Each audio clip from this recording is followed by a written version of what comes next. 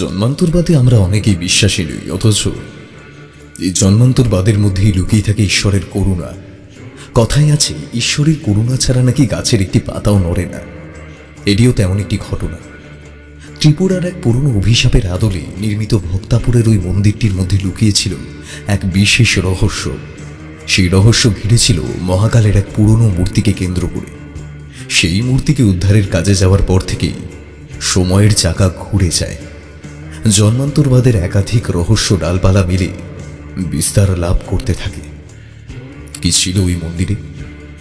আমাদের আজকের নিবেদন লেখিকা সঞ্চারী ভট্টাচার্যের কলমে মহাকাল কবচম। গল্পের সূত্রধার ও গল্প পাঠে আমি ব্রতদীপ, অন্যান্য চরিত্রে সুকন্যা, অভিযান, বৌনিশা, সাগ্নিক, ইন্দ্রনীল, শুভম, বুবাই ও পার্থ।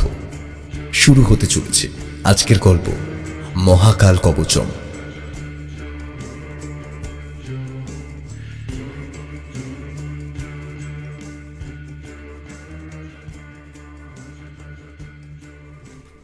ওম কারেম্বরায় রুদ্রায় অভিলেখায় রুদ্র মধীসূরায় হিমায়চ্চ হবসস্ত। এই মন্ত্রটি একাধিকবার উচ্চারিত হতে থাকলো প্রত্যুষের চোখের সামনে। এক পরমা সুন্দরী রমণীর মুখ চোখের সম্মুখে প্রতীয়মান হওয়ার সাথে সাথেই আবার মিলিয়ে গেল। মেয়েটির শরীরে একাধিকবার ত্রিশূল দিয়ে আঘাত করতে চেষ্টা করতে থাকলেন এক জটাধারী তান্ত্রিক। প্রত্যুষ হাজারবার চেষ্টা করেও সেই রমণীর প্রাণ রক্ষা করতে পারলেন না। মুখ দিয়ে শেষবারের জন্য নিঃসৃত হলো একটি নাম, ব্রজহন্তা।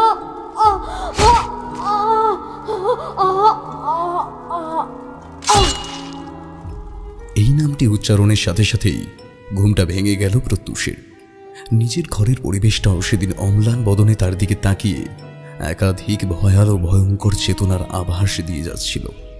মনে হলো কোথাও যেন আবারও সেই মন্ত্রের শব্দ উচ্চারিত হয়ে বাতাসের ফাঁকে তলিয়ে গেল।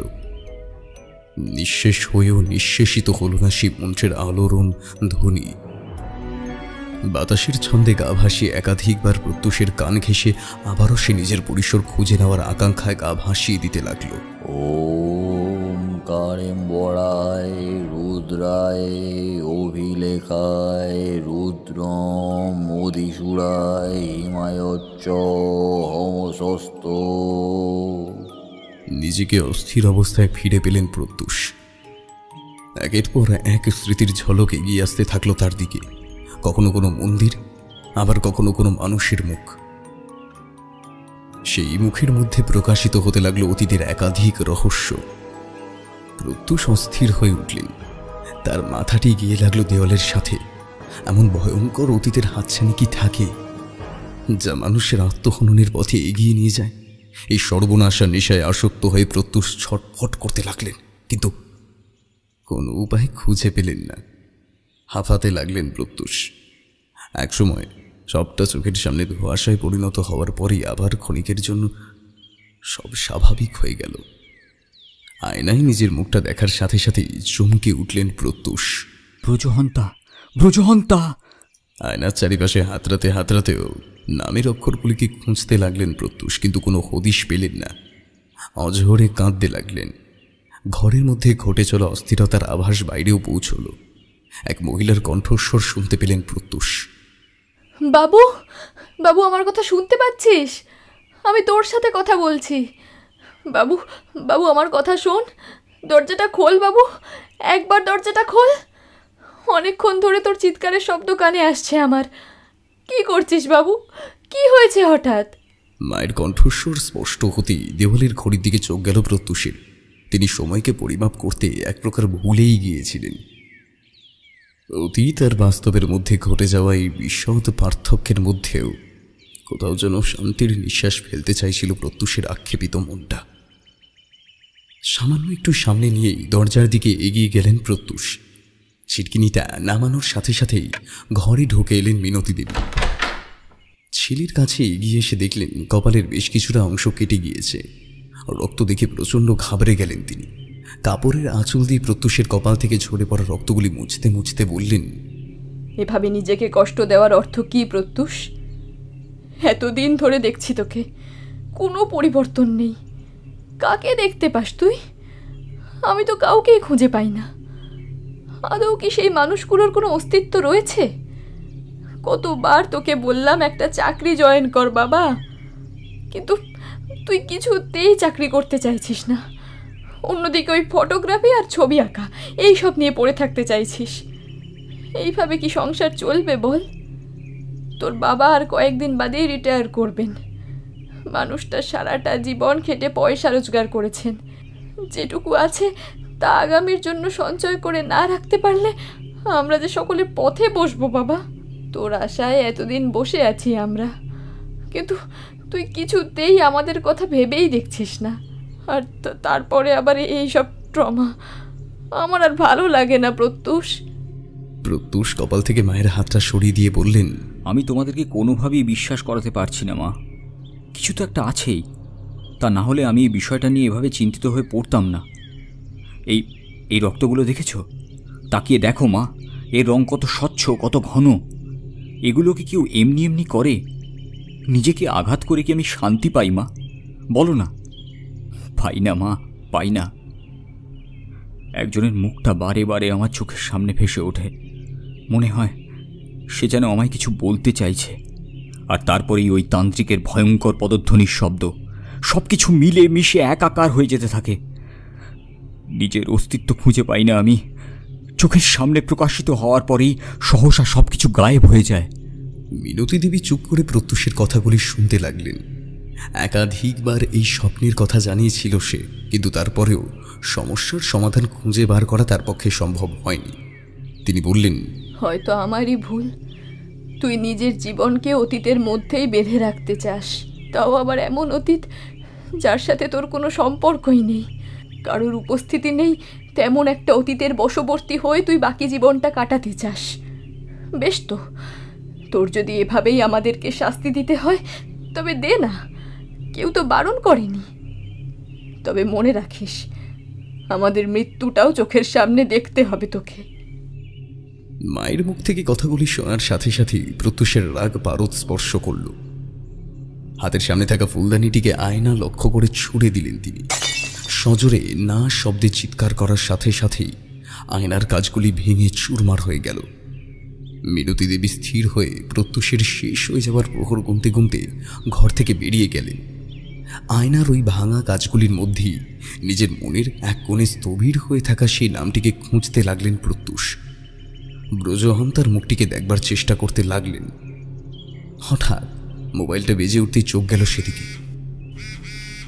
হ্যালো, কে বলছেন? নমস্কার, আমি নেপাল থেকে বলছি। আপনার বেশ কয়েকটা ফটো সিলেক্টেড হয়েছে। আপনার সাথে এই বিষয়ে কথা বলাটা খুব প্রয়োজন। আপনি কি এখানে আসতে পারবেন? আসলে একটা প্রজেক্টের বিষয়ে আপনার সাথে কথা বলতে চাই। প্রত্যুষের কাছে এই বিষয়টি স্বপ্নের মতো মনে হয়েছিল। এমন একটি জায়গা থেকে যে ফোন আসতে পারে এটি সে ভেবেও দেখেনি।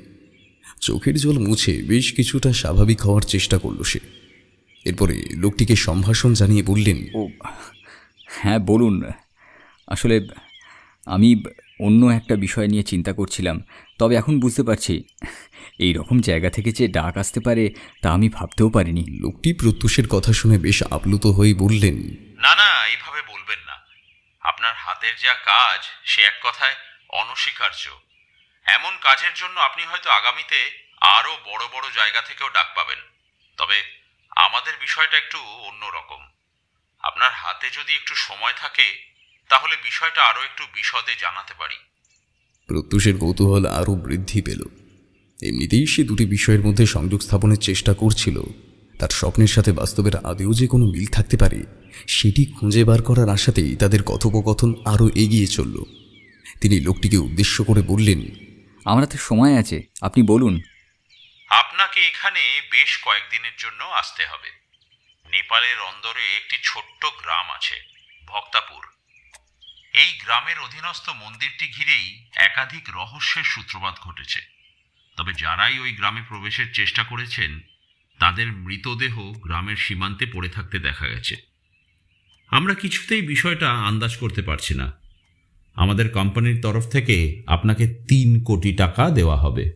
এছাড়াও আরও সমস্ত সরঞ্জামের ব্যবস্থা করে দেওয়া হবে। আপনি শুধু আমাদের ওই জায়গাটির কিছু ছবি আর ভিডিও তুলে দেবেন। প্রমাণ হিসেবে এগুলিকে আমরা নিজের কাছে রাখতে চাই। ইতিমধ্যেই জায়গাটিকে নিয়ে মানুষের উন্মাদনা একেবারে তুঙ্গে। তবে ওই যে বললাম, প্রমাণস্বরূপ কোনো কিছুই পাওয়া যাচ্ছে না। আপনি যদি চান, এই গ্রাম ও এখানকার এই মন্দির সম্পর্কে জানার চেষ্টা করতে পারেন, তারপরেই না হয় এখানে আসার সিদ্ধান্ত নেবেন। আপনি চাইলে আপনার সাথে আপনার টিমকেও নিয়ে আসতে পারেন।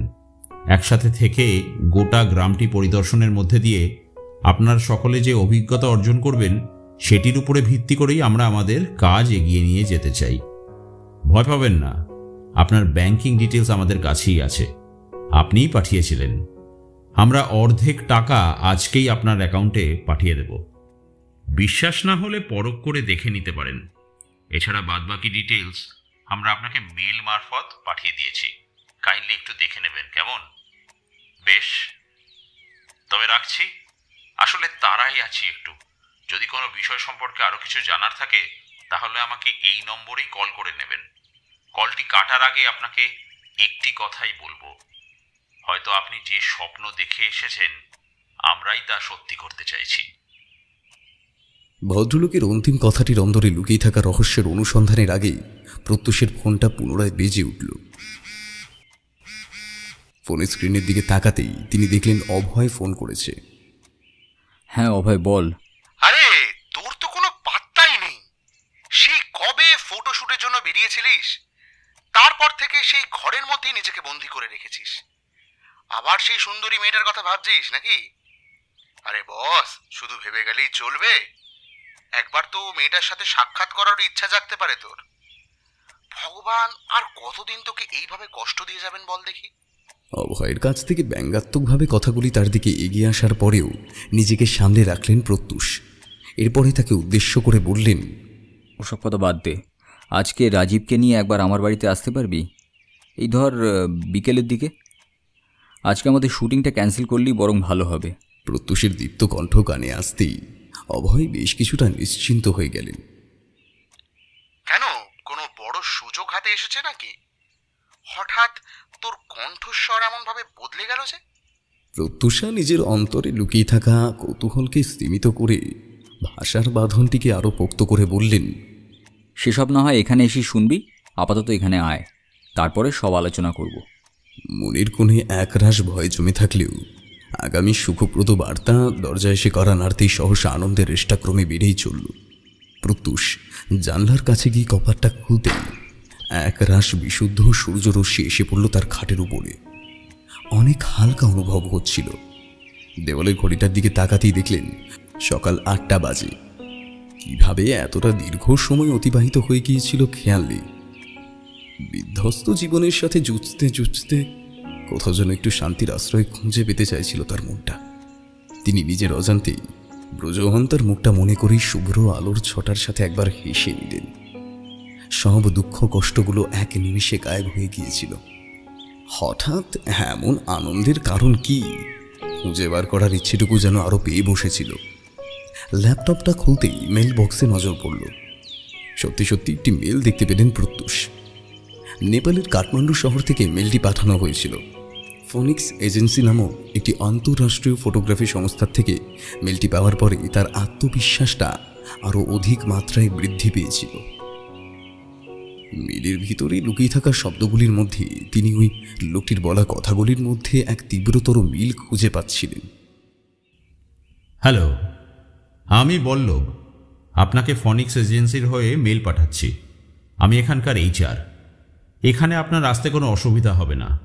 কিছু বিশেষ কাজের মাধ্যমে আপনি আমাদের সাথে সখ্যতা বজায় রাখতে পারবেন। আপনার বেশ কিছু ফটোগ্রাফ আমাদের খুব পছন্দ হয়েছে। আমরা সেগুলোর ভিত্তিতেই আপনার সঙ্গে সাক্ষাৎ করতে চেয়েছি।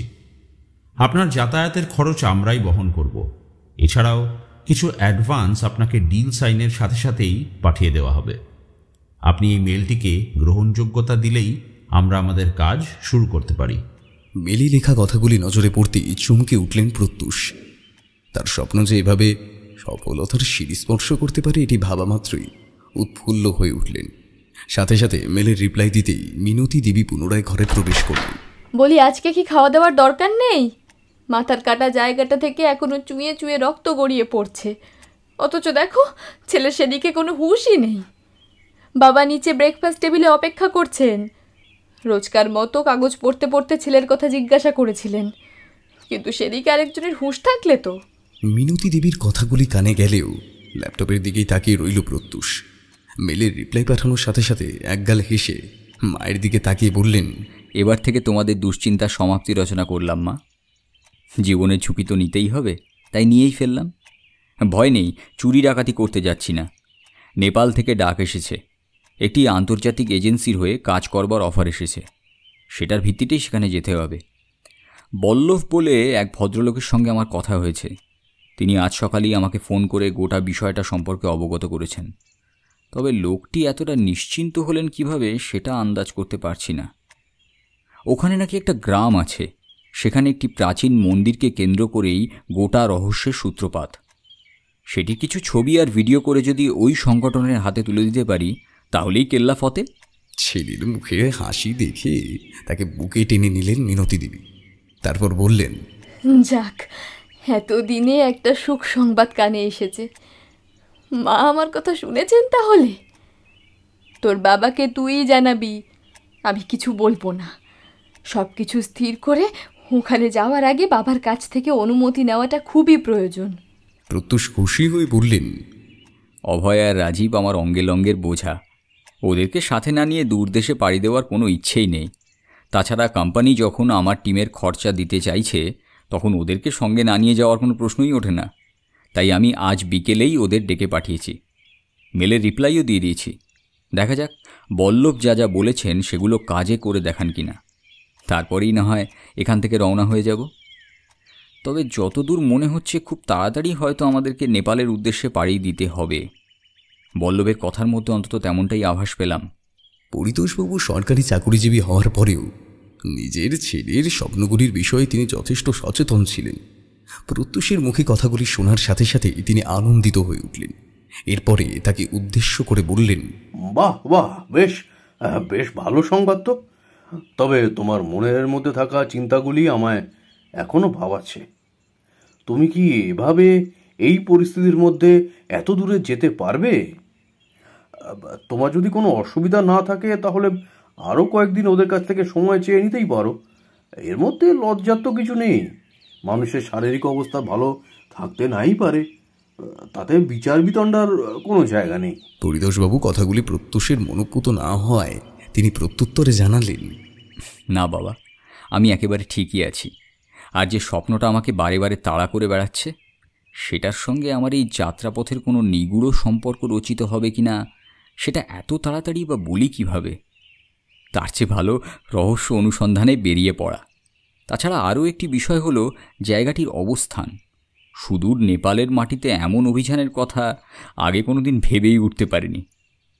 মন্দিরের সম্পর্কে জানার আগ্রহ এক প্রকার জন্মেছে বই কি, সেটি আমাকে হয়তো নতুন কিছু জানতে সাহায্য করবে। তাছাড়া এটি একটি আন্তর্জাতিক সংস্থা হওয়ায় আমাদের কাজটিকে আন্তর্জাতিক স্তরে সমাদৃত হওয়ার সুযোগ থেকে কেউ বঞ্চিত করতে পারবে না। কাজেই শুধু ভয়ে আর সন্দেহে বসে এত বড় সুযোগকে হাতছাড়া করা বোকামি ছাড়া আর কিছুই নয়। পরিতোষবাবু ছেলের কথাগুলি মন দিয়ে শোনার পরে বললেন, তোমার সমস্ত সিদ্ধান্তের সাথেই আছি আমরা। মা ও বাবা হয়ে নিজের ছেলের স্বপ্ন পূরণের বাহক হতে পারার মধ্যে যে আনন্দ কাজ করে তা অন্যত্র কোথায়। কথাগুলি বলা শেষ করে অফিসের উদ্দেশ্যে রওনা হয়ে গেলেন পরিতোষবাবু। প্রত্যুষও নিজের ঘরে চলে গেলেন। ধীরে ধীরে দিনটা কোনো ক্রমে অতিক্রান্ত হয়ে গেল। সন্ধ্যের আলতো চাদরে ঢাকা পড়ল কলকাতা শহর। ঠিক তখনই বাড়ির দরজায় কড়া নাড়ার শব্দ পেয়ে প্রত্যুষ আরও উত্তেজিত হয়ে উঠলেন। ওই বোধহয় বাঁদর দুটো এসেছে। এটা কত আগে আসার কথা, আরে এলো দেখো এত বেলা করে। আজকে দুটোরই পিণ্ডি চটকাবো। সিঁড়ি দিয়ে তরতর করে নিচে নেমে এলেন প্রত্যুষ। দরজাটা খুলতেই একটা মিষ্টি সুবাস নাকে ভেসে এলো। অনতি দূরেই একটি মেয়েকে দাঁড়িয়ে থাকতে দেখলেন তিনি।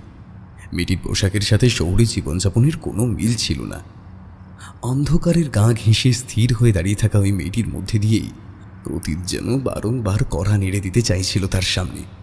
তিনি মেয়েটিকে উদ্দেশ্য করে বললেন, আপনি কি এখানে কাউকে খুঁজছেন? আমার সাথে দেখা করতে এসেছেন? ফটোগ্রাফির কোনো বিষয় নিয়ে কি কথা বলতে চান? আপনাকে আমার ঠিকানাটা কে দিয়েছে? অমন করে দূরে দাঁড়িয়েছেন কেন? তাছাড়া এটা বড় রাস্তা, এখানে অনবরত গাড়ি যায়। আপনি এদিকে এসে দাঁড়ান, আসুন। কি হলো? কথাগুলি বলতে বলতে মেয়েটির দিকে এগিয়ে যেতে লাগলেন প্রত্যুষ। একটি ট্রাক কখন যে গতি নিয়ে তার দিকে এগিয়ে আসছিল সেটি লক্ষ্য না করেই তিনি এগিয়ে চলেন। মেয়েটির চাহনি অদ্ভুতভাবে আকর্ষিত করছিল তাকে, কিন্তু ট্রাকটির আলো মুখের সামনে এসে পড়তেই ভয়তে সজোরে চিৎকার করে উঠলেন প্রত্যুষ। এরপরেই এটি কণ্ঠস্বর ভেসে এলো তার কানে। ব্রজহন্তা, আমার কাছে এসো প্রত্যুষ, আমি যে তোমাকে নিয়ে যেতে এসেছি। কি গো, আসবে না আমার কাছে? আমি যে তোমার জন্য। কথাটা শেষ হওয়ার আগেই ট্রাকের হর্নের শব্দটি কানের কাছে ভেসে এলো প্রত্যুষের। সজোরে ট্রাকটি তার সামনে দিয়ে রুদ্ধশ্বাসের মতো বেরিয়ে যাওয়ার সাথে সাথে এটি পরিচিত কণ্ঠ তাকে সজোরে ধাক্কা মেরে গেল। কিরে কিরে, তুই পুরো পাগল হয়ে গেছিস নাকি? চোখের সামনে এত বড় একটা ট্রাক আসছে, সেটাও কি দেখতে পাস না? আজকে যদি আমরা না আসতাম তাহলে তাহলে এতক্ষণে তো ডেড বডিটাই হয়তো নজরে পড়তো। মরে পড়ে থাকতিস তুই এই রাস্তার উপর, বুঝতে পেরেছিস? কথাগুলি বলতে বলতে বেশ কয়েকবার ওর পিঠে হাতে ধাক্কা দিতে লাগলেন অভয়। এরপরে তাকে ধরে বললেন, এমনটা কেউ করে প্রত্যুষ? দেখ, রাজীবের চোখেও জল। আমরা ভাই তোর সাথে ইয়ার্কি মারতে পারি, কিন্তু কোনোদিনই তোর ক্ষতি চাইবো না। তোকে এতটা বিচলিত এর আগে কখনো দেখিনি। তুই কি নিজের খেয়াল রাখাটাও ছেড়ে দিয়েছিস? প্রত্যুষের চোখের সামনে সবটাই ধোঁয়াশার আবরণ সৃষ্টি করেছিল। সে কাকে দেখছে, কাকে নিয়ে ভাবছে, এগুলি বলার মতন ভাষা ছিল না। তবে সে চিরাচরিত ভাবমূর্তি ধারণ করেই তিনি বললেন,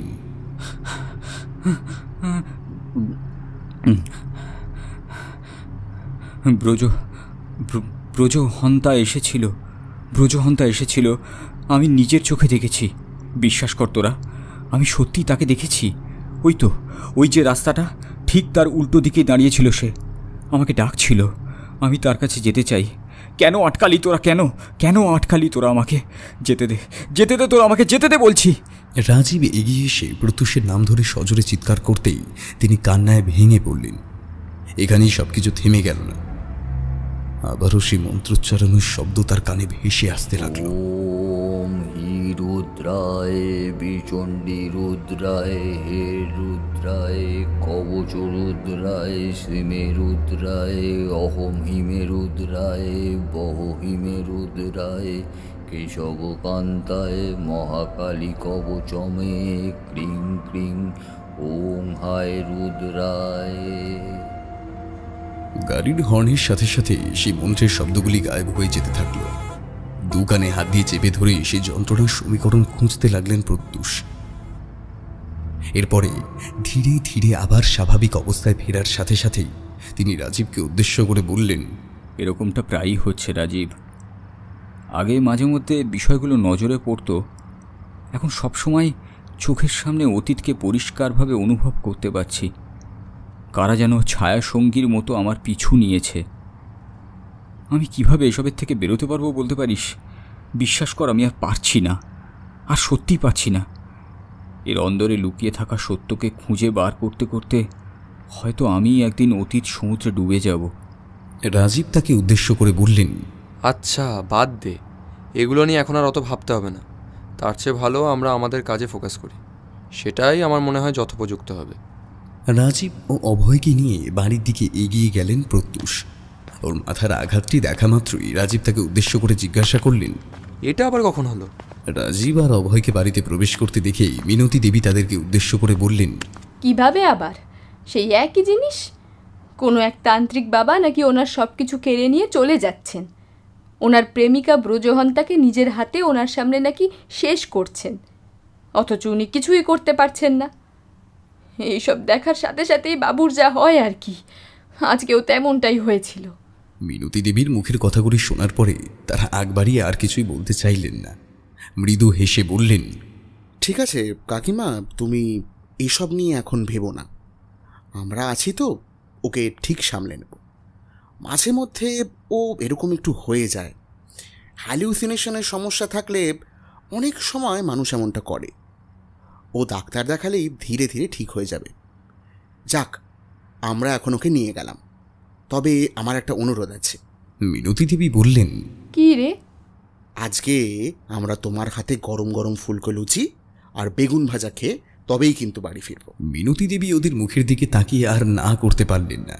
অগত্যা ওদেরকে উদ্দেশ্য করে বললেন, বেশ বেশ, তেমনটাই হবে। তোরা এখন ওকে সামলা দেখি। অভয় ও রাজীব প্রত্যুষকে সাথে নিয়ে ঘরের দিকে এগিয়ে গেলেন। মেলবক্সের দিকে তাকাতেই নজরে পড়ল মঞ্জুরির পাওয়া খবরটি। প্রত্যুষ তাদেরকে উদ্দেশ্য করে বললেন, যাক, তাহলে প্রবলেম সলভড। ওরা আমার ব্যাংকে টাকা ট্রান্সফার করে দিয়েছে। আশা করি কাল সকালের মধ্যেই টাকাটা হাতে পেয়ে যাব, আর তারপরেই যাওয়ার টিকিট কেটে ফেলব। ভাগ্যিস সেদিন সকালে পাসপোর্ট আর ভিসাটা বানিয়ে রেখেছিলাম। কিরে, খুব তো বলেছিলি বিদেশে যাওয়ার শখ নাকি কোনোদিন পূর্ণ হবে না। এখন কি বলবি? ওরে, এভাবেই সব কিছু হয়ে যায়। ঈশ্বর চাইলে কোনো আশাই অপূর্ণ থাকে না, বুঝলি? বিষয়টি মিনতি দেবীরও কানে গিয়েছিল। তিনি ওদের ঘরে প্রবেশের সাথে সাথেই এক গাল হেসে বললেন, যাক বাবা, নিশ্চিন্তি। ওরা টাকা পাঠিয়ে দিয়েছে যখন, তখন বোঝা যাচ্ছে চুরিচামারির ব্যাপার নয়। আজকাল বাইরের দেশে কোনো কাজে যাওয়ার ক্ষেত্রে এসব ঝুঁকি বোয়াতে হয়। এই কোম্পানির নাম যদিও আগে কোনোদিনও শুনিনি, তবে ভিন দেশে কত কী তো নতুন গড়ে ওঠে। তোমরা সকলে সাবধানে যেও। আর একটা কথা, প্রত্যুষের খেয়াল রেখো। ও যতই বলুক ভালো আছে, সুস্থ আছে, আমার কিছুতেই কেন জানি না বিশ্বাস হয় না। মিনতি দেবী কথাগুলো বলেই ভুরু কুচকালেন। মিনতি দেবীর মনের ভয়টা অমূলক ছিল না, তবে রাজীব বা অভয় কেউই সেই ভয়টিকে ডালপালা মেলে বিস্তার লাভের সুযোগটাও দিতে চাইলেন না। রাজীব তাকে উদ্দেশ্য করে বললেন, কাকিমা, ওসব নিয়ে একেবারে ভাববেন না। লুচির খবর কি? মিনতি দেবীও দুশ্চিন্তার মেঘ কাটিয়ে জবাব দিলেন, হ্যাঁ, এই তো সব হয়ে গেছে। সেই জন্যই তো তোমাদের ডাকতে এসেছিলাম। তাড়াতাড়ি চলো সকলে, না হলে খাবারগুলো তো ঠান্ডা হয়ে যাবে। এখানে এক কথা বলতে এসে অন্য কথায় চলে গেছিলাম। যাক, সেসব বাদ দাও এখন। চলো চলো, সব তাড়াতাড়ি চলো। ওরা তিনজনেই সেদিন ভুরিভোজ খেয়ে পরম তৃপ্তি অনুভব করেছিল। মিনতি দেবীও হাতের রান্নার প্রশংসা শুনতে শুনতে লজ্জায় একেবারে লাল হয়ে গিয়েছিলেন। সেদিন রাতটা বেশ নিশ্চিন্তেই কাটল প্রত্যুষের। ভোর হওয়ার অপেক্ষায় মনটা ছটফট করছিল। ভোর হতেই ব্যাংকে যাওয়ার তড়িঘড়িটা আরও বেড়ে গেল। তবে সকাল 10টার আগে ব্যাংকের দরজা কারোর জন্যই খোলে না ভেবে নিজের হাতে কাজগুলিকে সামনে নিতে লাগলেন প্রত্যুষ। সব কাজ মেটাতে মেটাতেই ঘড়ির কাঁটা 10টা স্পর্শ করল। সমস্ত কাগজপত্র সঙ্গে নিয়ে ব্যাংকের উদ্দেশ্যে রওনা হয়ে গেলেন তিনি। এরপরে ব্যাংকে পৌঁছে টাকাগুলি হাতে পেয়ে প্রথমেই তিনজনের জন্য কাঠমান্ডুর ফ্লাইটের টিকিটগুলি বুক করে ফেললেন। রাজীবকে বিষয়টা জানাতেই তিনি আনন্দে আত্মহারা হয়ে উঠলেন। আরে বলিস কি, তাহলে শেষমেশ আমাদের যাওয়াটা পাকাপাকি হয়ে গেলই। প্রত্যুষ জবাব দিলেন, হ্যাঁ, তার বলতে। তবে এই বল্লভের সাথে আরেকবার কথা বলতে হবে। লোকটাকে তো এত কিছুর ব্যাপারে কিছুই জানাতে পারলাম না। আজকেই আমাকে একবার ফোনে কথা বলে নিতে হবে। আর শোন, আমাদের পরশুর ফ্লাইট, বুঝলি? হাতে টাকা থাকায় আমি আর দেরি করে কাটলাম না। যদিও তাড়াহুড়োয় কাটায় কিছুটা টাকা বেশি লেগেছে, তবে পুষিয়ে গেছে। এরপরেও অনেকগুলো টাকা হাতে আছে, আমাদের চিন্তার কোনো কারণ নেই। আর ওই লোকটা আমাকে ওর অফিসের ঠিকানাও মেল করে দিয়েছিল, ওটা প্রিন্ট আউট করিয়ে নিয়েছি। তোরা সমস্ত গোছগাছ করে নিস, বুঝলি? আর তুই অভয়কে জানিয়ে দিস টিকিট কনফার্মেশন হয়ে গেছে। এই খবরটা পেলে ও যে কী করবে। যাক শোন, আমি তাহলে এখন রাখছি। পরশুদিন কলকাতা এয়ারপোর্টে ঠিক দুপুর 3টের সময় পৌঁছে যাবি। দুজনে পৌঁছবি, একজন নয়। 2 ঘন্টা আগে পৌঁছতে হবে। বোর্ডিং পাস সহ আরও কিছু চেকিংয়ের ব্যাপার থাকে, হাতে সময় না নিয়ে গেলে মুশকিল। তাই 2 ঘন্টা আগে পৌঁছতে হবে, বুঝলি? রাজীব প্রত্যুত্তরে জানালেন, আচ্ছা বেশ, তুই এসব নিয়ে ভাবিস না। আমরা দুজনেই একেবারে ওই সময় এয়ারপোর্টে পৌঁছে যাব। আর শোন, ওই বল্লভের সাথে কিন্তু কথা বলে নিস। অবশ্যই বলে নিতে হবে। সে আর বলতে। আচ্ছা ছাড়ছি রে, তোরা সব সামলে নিস, কেমন? কথাগুলি বলি ফোনটা কেটে দিলেন প্রত্যুষ। বাড়িতে ফিরেই মিনতি দেবী ও পরিতোষবাবুকে কথাগুলি জানালেন। তারাও আনন্দে আত্মহারা হয়ে নিজেদের সুযোগ্য ছেলেটিকে বুকে টেনে নিলেন। সেদিন রাতে বল্লভবাবুর সাথেও কথা হয়েছিল প্রত্যুষের। সবকিছু স্বাভাবিক থাকায় দুশ্চিন্তার কারণগুলি তার চোখের সামনে ধরা দিতে চাইল না। দেখতে দেখতে যাত্রার দিনও ক্রমেশ এগিয়ে এলো। সবকিছু ঠিকঠাক করে যে যার মতো নির্দিষ্ট সময়ে কলকাতা এয়ারপোর্টের উদ্দেশ্যে রওনা হয়ে গেলেন। ওখানে পৌঁছে দরকারি কাজকর্মগুলো মিটিয়ে নেওয়ার পরে ফ্লাইটে উঠে পড়লেন সকলে। ফ্লাইট নির্দিষ্ট সময় কলকাতার মাটি ছাড়ল। 1 ঘন্টা 25 মিনিটের মধ্যেই কাঠমান্ডুর জমি স্পর্শ করল ফ্লাইটটি। ওরা নেমেই একটি ক্যাব ভাড়া করলেন। অফিসের নাম বলতেই ড্রাইভার জিপিএস ট্র্যাকারের মাধ্যমে লোকেশন সেট করে এগোতে শুরু করলেন। কাঠমান্ডু শহরটির সৌন্দর্য ছিল চোখে পড়ার মতোই। ওখানকার বৌদ্ধ পরম্পরার ধাঁচ ছিল অন্যতম। প্রতিটি পরিসরে, এমনকি শহরের আনাচে কানাচেও সেই পরম্পরাকে রক্ষা করবার তাগিদ কম বেশি সকলের নজরেই পড়ত। কাঠমান্ডু নেপালের মেট্রোপলিটন অঞ্চল হওয়ার পাশাপাশিও আরও 3টি স্থানকে কেন্দ্র করে বিশেষভাবে প্রভাবশালী হয়ে উঠেছিল। এদের মধ্যে ললিতপুর, ভক্তপুর ও কীর্তিপুর এবং আরও ছোট ছোট কয়েকটি শহরকে কেন্দ্র করে এই অঞ্চলটি মাথা তুলে দাঁড়িয়েছিল। প্রায় 6 লক্ষ জনসংখ্যা অধ্যুষিত এই অঞ্চলটি নেপালের মধ্যস্থলে অবস্থানের পাশাপাশি ছিল সর্বজনবিদিত। ভক্তাপুর অঞ্চলটি ভক্তপুর বা মহাকালের পীঠস্থান হিসেবেও চিহ্নিত ছিল। বহু পৌরাণিক ইতিহাস সম্বলিত এই অঞ্চলটি নিজের মহিমায় মহিমান্বিত হওয়ার পাশাপাশি একাধিক বৌদ্ধতন্ত্রের আদি পীঠস্থান হিসেবেও নিজের স্থান অলঙ্কৃত করতে সক্ষম হয়েছিল। ঐতিহাসিকভাবে এই অঞ্চলটি নেপাল মান্দালা হিসেবে অভিহিত হওয়ার পাশাপাশি নেয়ার সংস্কৃতির আবাসস্থল ও হিমালয়ের পাদদেশে অবস্থিত এক বিশ্বব্যাপী নগর সভ্যতা হিসেবেও নিজের পরিচিতি বৃদ্ধি করেছিল। এই অঞ্চলটিকে ঘিরেই নেপালীদের প্রাসাদ, মন্দির, এমনকি উদ্যানের যশও কীর্তি স্থাপিত হয়েছিল। ড্রাইভার যেতে যেতে জায়গাটি সম্পর্কে বেশ অনেকগুলি কথাই বললেন। এরপরে ভক্তাপুরে পৌঁছে আরও বেশ কিলোমিটার যাওয়ার পরেই মিলল সেই অফিসের খোঁজ।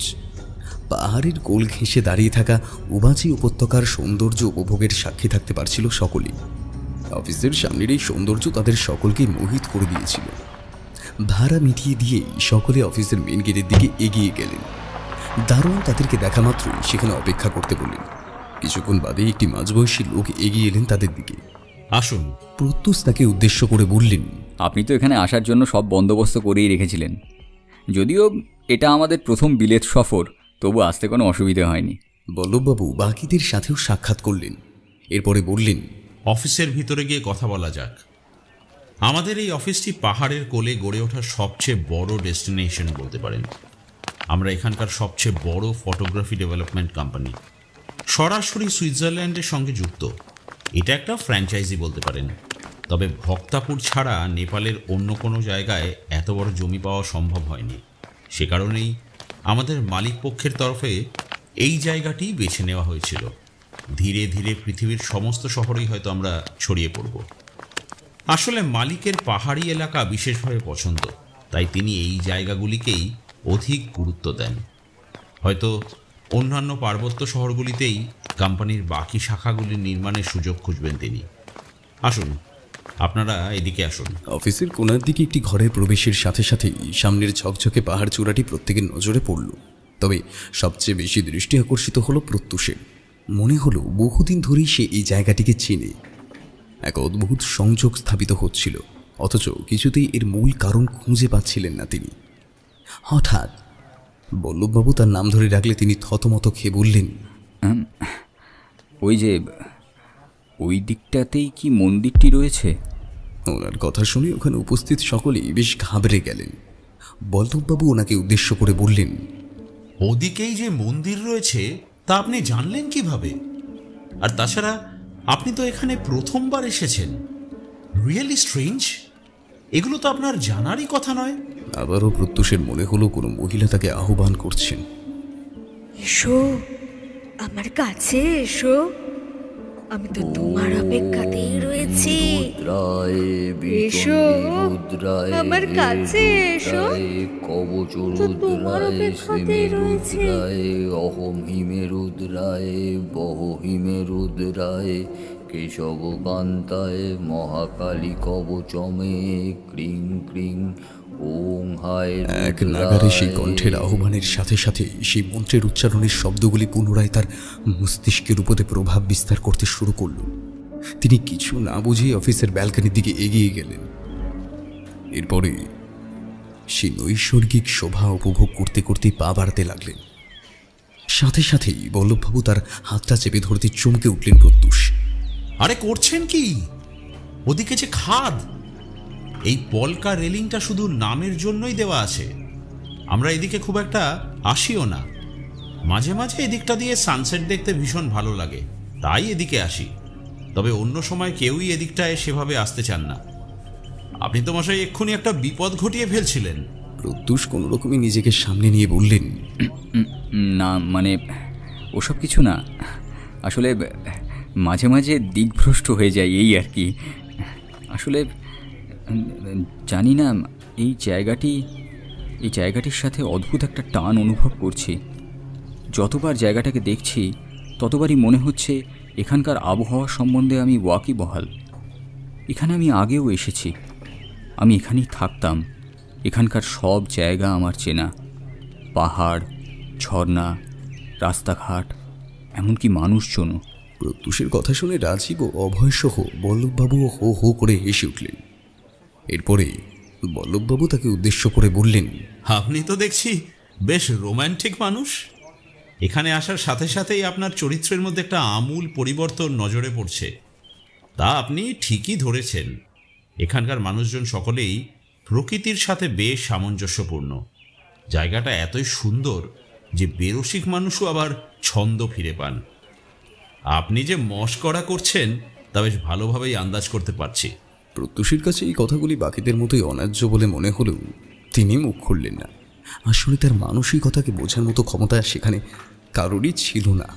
তিনি বল্লভবাবুকে উদ্দেশ্য করে বললেন, এবার আমাদের কি করণীয়? বল্লভবাবু প্রত্যেকের জন্য কফি অর্ডার দিয়ে বললেন, আমি আপনাদের গাইড, বুঝলেন।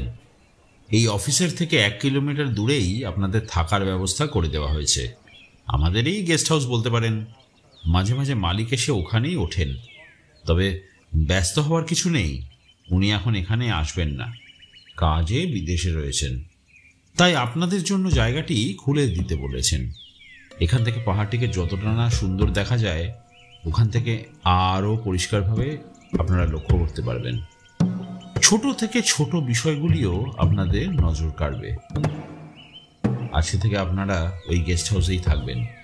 যতক্ষণ না পর্যন্ত কাজ হচ্ছে ততদিন ওটাই আপনাদের আস্তানা। ওখানে আপনারা সব কিছু পাবেন, সব ব্যবস্থা করে রাখা হয়েছে। অফিসের লোকেরা অনেকেই এখন ছুটিতে, আমি বাদে আর হয়তো 40 জন এখানে রয়েছেন। বাকি এই সময়টা অনেকেই পরিবারের সাথে ছুটি কাটাতে যে যার বাড়ি গেছেন। আমি যেতাম, তবে এখানে থেকে কাজ করতে করতে এটাকেই নিজের বাড়ি বানিয়ে ফেলেছি। এছাড়া আমার সংসার বলতে কিছু নেই, বৈরাগী। তাই এই জায়গাটিকেই নিজের বিচরণ ক্ষেত্র বানিয়ে ফেলেছি। আমি আগামীকাল একটু বেলার দিকে আপনাদেরকে ওই মন্দির দর্শনে নিয়ে যাব। আপনারা প্রয়োজনে ওই এলাকাটি থাকতেও পারেন, তবে ওই জায়গাটি থেকে থাকা একটু রিস্ক। একটু আগেই বলেছিলাম সেখানে অনেকের মৃতদেহ পাওয়া গিয়েছে, তাই এবারে গেস্ট হাউসেই আপনাদের থাকার ব্যবস্থা করেছি। নিন, আপনাদের কফি এসে গেছে। বল্লভবাবুর কথাগুলি ছিল বেশ দৃষ্টান্তমূলক। তার কথাগুলি শুনতে শুনতেই সকলে কফির কাপে চুমুক দিলেন। এরপরে বল্লভবাবু গাড়ি করে পাহাড়ের কোলে অবস্থিত সেই গেস্ট হাউসে পৌঁছে দিলেন তাদের সকলকে। জায়গাটি সম্পর্কে বল্লভবাবুর বলার সব কথাই সত্যি বলে মনে হলো। সত্যি সেখানকার সৌন্দর্য ছিল নজর কাড়ার মতোই। বল্লভবাবু তাদেরকে উদ্দেশ্য করে বললেন, আমি আর একটু নিচের দিকে থাকি, মন্দিরের আরও কাছাকাছি বলতে পারেন। আমি কালকে সকালে আবার আপনাদেরকে নিতে আসব। এই জায়গাটির ঐতিহাসিক গুরুত্ব অপরিসীম, সেটি না জানলে আপনারা এগোতে পারবেন না। এছাড়া যে কোনো জায়গা সম্পর্কে একটি সম্প্রীতিমূলক সম্পর্ক স্থাপনের ক্ষেত্রে জায়গাটির ইতিহাস অনেকাংশেই আমাদেরকে সহায়তা করে বই কি। এটি মহাকালের পীঠস্থান, তাই আপনারা এমনিতেই সুরক্ষিত। আচ্ছা, আজ তবে চললাম। আবার আগামীকাল সকালে দেখা হবে।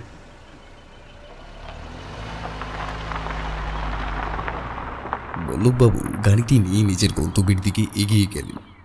বনানীর আড়ালে লুকোতে লুকোতে গাড়িটা যেন কোথাও গায়েব হয়ে গেল। সেদিন রাতটা ওদের সকলের নিশ্চিন্তেই অতিবাহিত হয়ে গেল। পরের দিন কাক ভরে দরজায় কড়া নাড়ার শব্দে ঘুম ভাঙল সকলের। প্রত্যুষ ব্যতীত অত ভোরে ওঠার অভ্যেস ওদের কারোরই ছিল না।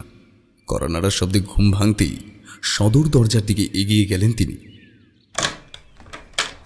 ভোরবেলা বল্লভবাবুকে দেখে হকচকিয়ে গেলেন। আপনি এত ভোরে, আর পরনে এসব কি? আপনাকে তো ঠিক চিনতেই পারিনি। বল্লভবাবু মৃদু হেসে বললেন, সব কথা কি বাইরে দাঁড়িয়েই বলতে হবে, নাকি ভেতরে ঢোকার সাহসটুকু দেখানো অপরাধ? বল্লভবাবুর কথাগুলি লজ্জার উদ্রেক করল প্রত্যুষের মনে। অচিরেই দরজাটি খুলে দিলেন তিনি। বল্লভবাবু ভিতরে প্রবেশ করতেই চারিদিকটা খুব ভালো করে দেখে নিলেন। তারপর বললেন, 10 দিকের প্রণাম সেরে ফেলুন সকলে। বাকিরা কি এখনো ঘুমোচ্ছেন নাকি? তাদেরকেও উঠিয়ে দিন। আপনারা প্রত্যেকে স্নান সেরে আমার সাথে মন্দিরের উদ্দেশ্যে রওনা হবেন। এটি খুব শুভ মুহূর্ত। ভোরবেলা মহাকালের দর্শন উত্তম ফলদায়ী। বল্লভবাবুকে এই প্রকৃতির কথা বলতে দেখে সহসা অবাক হয়ে গেলেন প্রত্যুষ। তারপর বললেন, আপনি একটি আধুনিক মনস্ক লোক হয়ে সংস্কৃতি সম্পর্কে এত কিছু জানেন। আমিও এসব বিষয় নিয়ে টুকটাক চর্চা করি, কিন্তু সেটা অতটাও জোরালো নয়। আর তাছাড়া মহাকাল সম্পর্কে আপনার উন্মাদনা দেখে আমি সত্যিই অবাক হচ্ছি। এই আপনি আমাকে বলেছিলেন ওখানে অনেকের মৃতদেহ পাওয়া গিয়েছে, অথচ আপনি নিজেই এখন জায়গাটিতে নিয়ে যাওয়ার জন্য তৎপরতা দেখাচ্ছেন। বল্লভবাবু মৃদু হেসে বললেন, বাকিদের মৃত্যুর পিছনে হয়তো তাদের কর্মফল দায়ী ছিল। আপনার সাথে তো তেমনটা নাও ঘটতে পারে। আমাদের পৌরাণিক পরম্পরাগুলি খুবই জটিল তন্ত্রের দ্বারা আবদ্ধ। শুধুমাত্র পুঁথি থেকে প্রাপ্ত জ্ঞানই সেটি অন্তঃকরণের জন্য যথেচ্ছ নয়। এর জন্য বাস্তবিক অনুশীলনেরও প্রয়োজন। আমি শুধু এখানে চাকরি করতেই আসিনি, এখানকার জল হাওয়ার সাথেও নিজের পরিচয়করণের কাজ সম্পাদন করেছি। আসুন না, সেভাবেই আপনাদেরকেও এই জায়গাটির সাথে পরিচয় করাই। এখানে কত কিছু করেছে, আপনি হয়তো তা জানেনই না। ধরে নিন, আপনার জীবনের উদ্দেশ্য সফলের ক্ষেত্রে এটি একটি বিশেষ দিক মাত্র। প্রত্যুষের কাছে বল্লভ নামের এই মানুষটি ক্রমে আরও সন্দেহজনক হয়ে উঠছিলেন। পোশাকের মধ্যে গেরুয়া বস্ত্রের সাথে রুদ্রাক্ষের মালা পরিহিত এই লোকটি হাবে ভাবে এক অতিরঞ্জিত শক্তির আভাস দিয়ে যাচ্ছিলেন। মনে হচ্ছিল যেন তিনি বল্লভ নন, বল্লভরূপী স্বয়ং মহাকাল অবতরণ করেছেন। আলোচনার মধ্যে গোপনীয়তার প্রাসঙ্গিকতা না থাকায় বাকি দুজনেরও ঘুম ভেঙে গেল। বাইরে আলোচনার শব্দটি একটু হলেও তাদের কর্ণগোচর হয়েছিল। নতুন জায়গায় এমনিতেই ঘুমের ব্যাঘাত ঘটায় কেউই নিশ্চিন্তে নিদ্রাযাপন করতে পারেনি। অভয়, রাজীব ও প্রত্যুষ সকলেই বল্লভের কথা মতো কাজ ছেড়ে ফেললেন। বল্লভের সম্পর্কে বাকিদের মনের মধ্যেও একাধিক প্রশ্ন তৈরি হয়েছিল ঠিকই, তবে বল্লভ অল্প কথায় সেগুলি সমাধানের চেষ্টা করলেন। এরপরে তারা সকলেই এগিয়ে গেলেন মহাকাল মন্দিরের উদ্দেশ্যে। হাঁটা পথে মহাকাল মন্দিরের দূরত্ব ছিল 1 কিলোমিটার।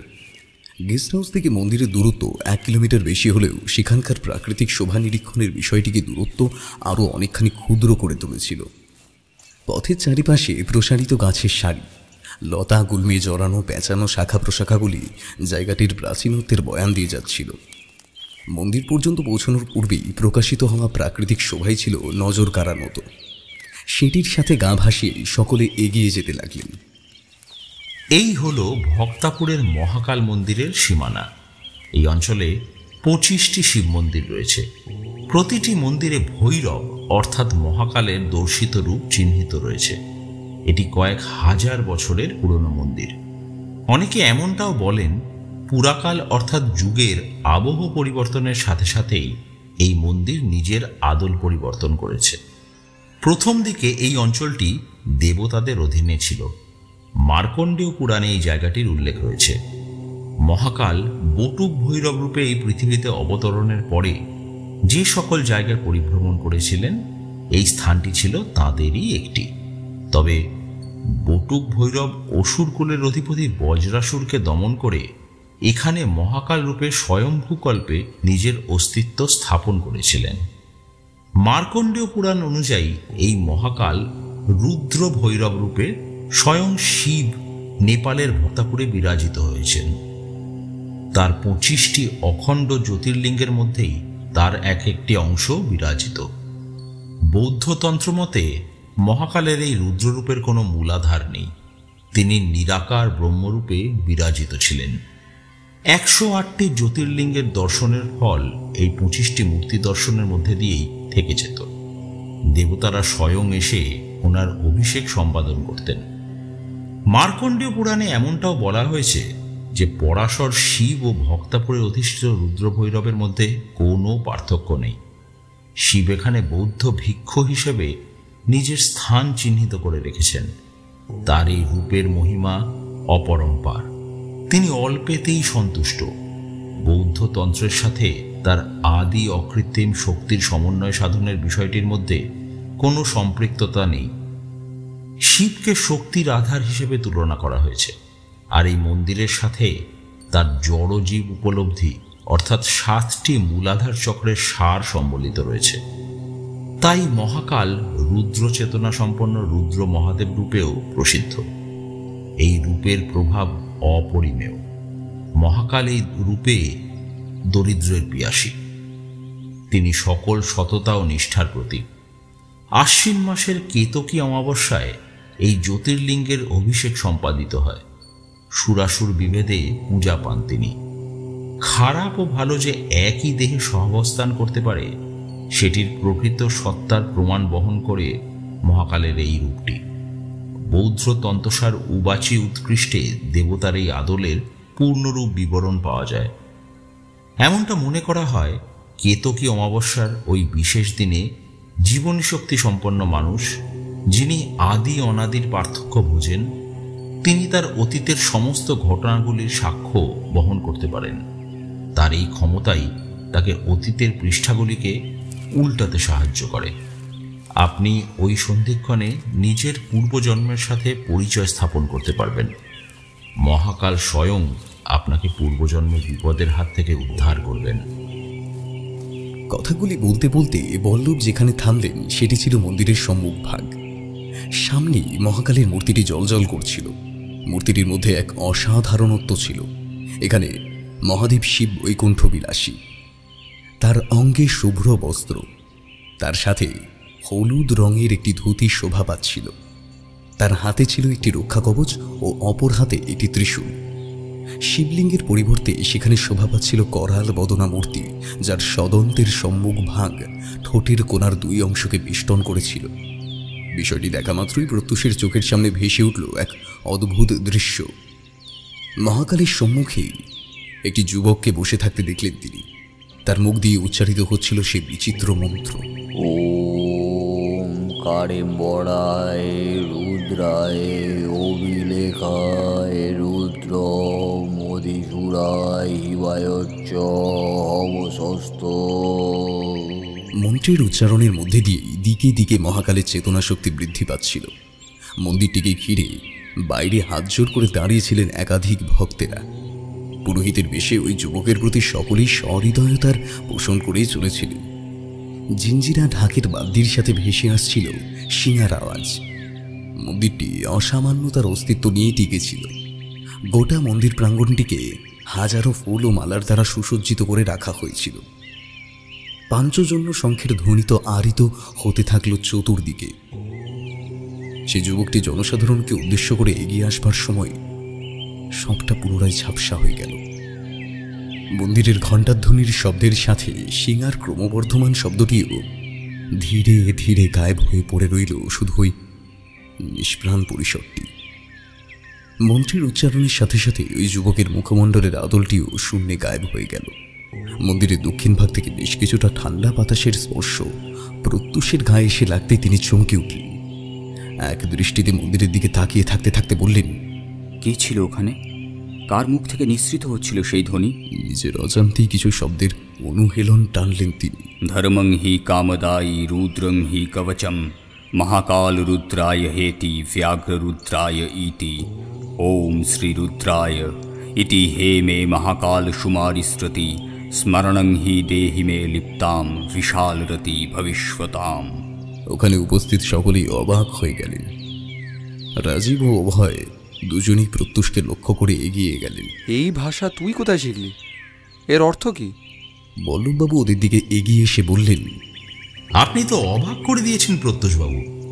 এই মন্ত্র আপনি জানলেন কিভাবে? এটি তো স্বয়ং মহাকালের আবাহন মন্ত্র। যখন মহাকাল স্বয়ং প্রকট হতেন তখন ওই বিশেষ মন্ত্রের স্তুতির মধ্যে দিয়ে তাকে প্রণাম জানাতেন সকলে। সকল ভক্তের মনোবাঞ্ছা পূর্ণ করতেন তিনি। তবে এই কাজ এতটাও সহজ ছিল না। এমনটা মনে করা হয় রাজা ধীবররাজের সময়কালে পশ্চিম সীমান্ত থেকে এক ব্রাহ্মণ ভক্তাপুরে পদার্পণ করেছিলেন। তিনি নাকি স্বয়ম্ভু মহাকালের হৃদয়স্পর্শী ছিলেন, অর্থাৎ মহাকাল সাধনার দ্বারা তিনি মহাকালের তৃতীয় নেত্রের শক্তিকে নিজের হৃদয়ে ধারণ করতে পেরেছিলেন। এমন মানব হাজার শতাব্দী অন্তর একজনই জন্মান, তাকে দিব্য পুরুষ বলা হয়ে থাকে। ধীবররাজের সময়কালে এমনই এক ব্রাহ্মণ ভক্তাপুরে এসেছিলেন। নেপালের পশ্চিম সীমান্ত থেকে আহুত এই মানুষটির নাম ছিল তেপাগ্নি। এই ঘটনাটি আজ থেকে প্রায় 500 বছর পূর্বে স্থায়ী হয়েছিল। তেপাগ্নি কোনো সাধারণ মানুষ ছিলেন না। তিনি মহাকালের একনিষ্ঠ ভক্ত হওয়ার পাশাপাশি একজন তেজস্বী মুনিও ছিলেন। তবে তিনি ওই সদ্গুণ খুব অল্প সময়ের মধ্যেই আয়ত্ত করতে সক্ষম হয়েছিলেন, এমনটাই এখানকার মানুষেরা বিশ্বাস করে থাকেন। তার আগমনকে এই প্রদেশে খুব শুভ বলেই মনে করা হতো। তার মহাকাল পূজার সর্বশ্রেষ্ঠ ফল লাভ ঘটেছিল কেতকী অমাবস্যার সেই রাতে, যেদিন তিনি সম্মুখ সমরে মহাকালের দ্বার উন্মুক্ত করে তাকে সকলের মাঝে নিয়ে এসেছিলেন। মহাকালের দর্শন লাভ করতে পেরেছিল এই গ্রামের মানুষেরা।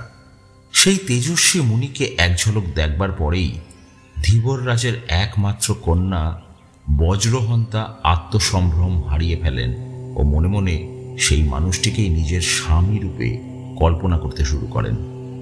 সাধারণ মানুষের কাছে এই দুয়ের আত্মার মিলনের বিষয়টি যতদিন অন্তরে চর্চিত হয়েছিল তার অনেক পূর্বেই বজ্রহন্তার মনের আরও গহীন স্থানে নিজের স্থাপত্য বিস্তারে সক্ষম হয়েছিলেন এই তেজস্বী চরিত্রটি। কিন্তু কথায় বলে, সুখের চেয়ে স্বস্তি ভালো। এর পরের কাহিনী খুবই ব্যঞ্জনাত্মক। আপনারা শুনলে হয়তো ভেঙে পড়বেন। বল্লভী কথাগুলি বলার পর ঈষৎ থামলেন। তারপরে বললেন, মহাকালের এই রূপ কোনো সাধারণ রূপ নয়। শুধু মহাত্মা নয়, কিছু দূষিত শক্তি নিজের ক্ষমতা বিস্তারের মাধ্যম হিসেবেও মহাকালকে সাধনার এক অঙ্গ হিসেবে কাজে লাগাতে দ্বিধাবোধ করেননি। কারণ বৌদ্ধ জড়াজে তেমনটাই উল্লিখিত। সিয়ম সে হস্তি চ করে হং না করতি নিমগে নিম্নে তো উরধপাতে সন্নিধ্য করিয়োসি হতানি হতে উদগ্ধে নির্বাণী চ তৎক্রিয়ে অগ্রে চ সর্বদা মাহে দিনাস্ত দ্রংষ্টাদভিমানী। মার্কণ্ডেয় পুরাণে বৌদ্ধতন্ত্রের সার রূপে মহাকাল এই বাণীটিকে আদি ও অনাদির অগ্রে রাখতে চেয়েছেন। তিনি বলেছেন, তিনি সর্বশক্তির মূলাধার, তিনি খারাপ ও ভালো উভয়ের কামনার সার, তিনি মন্দের সৃষ্টি ও ভালোর ধ্বংস উভয়ের পাশেই থাকবেন, কারণ আদি ও অন্তের সূত্র তাকে দিয়েই রচিত হয়। অন্তই আরম্ভের প্রকৃতি নির্ধারণ করে, শেষ থেকেই শুরু হয়। মহাকালের আদি ও অন্ত এই রূপেই নিহিত থাকায় শুভ ও অশুভ শক্তি ভেদে তার বন্দনা করা সম্ভব।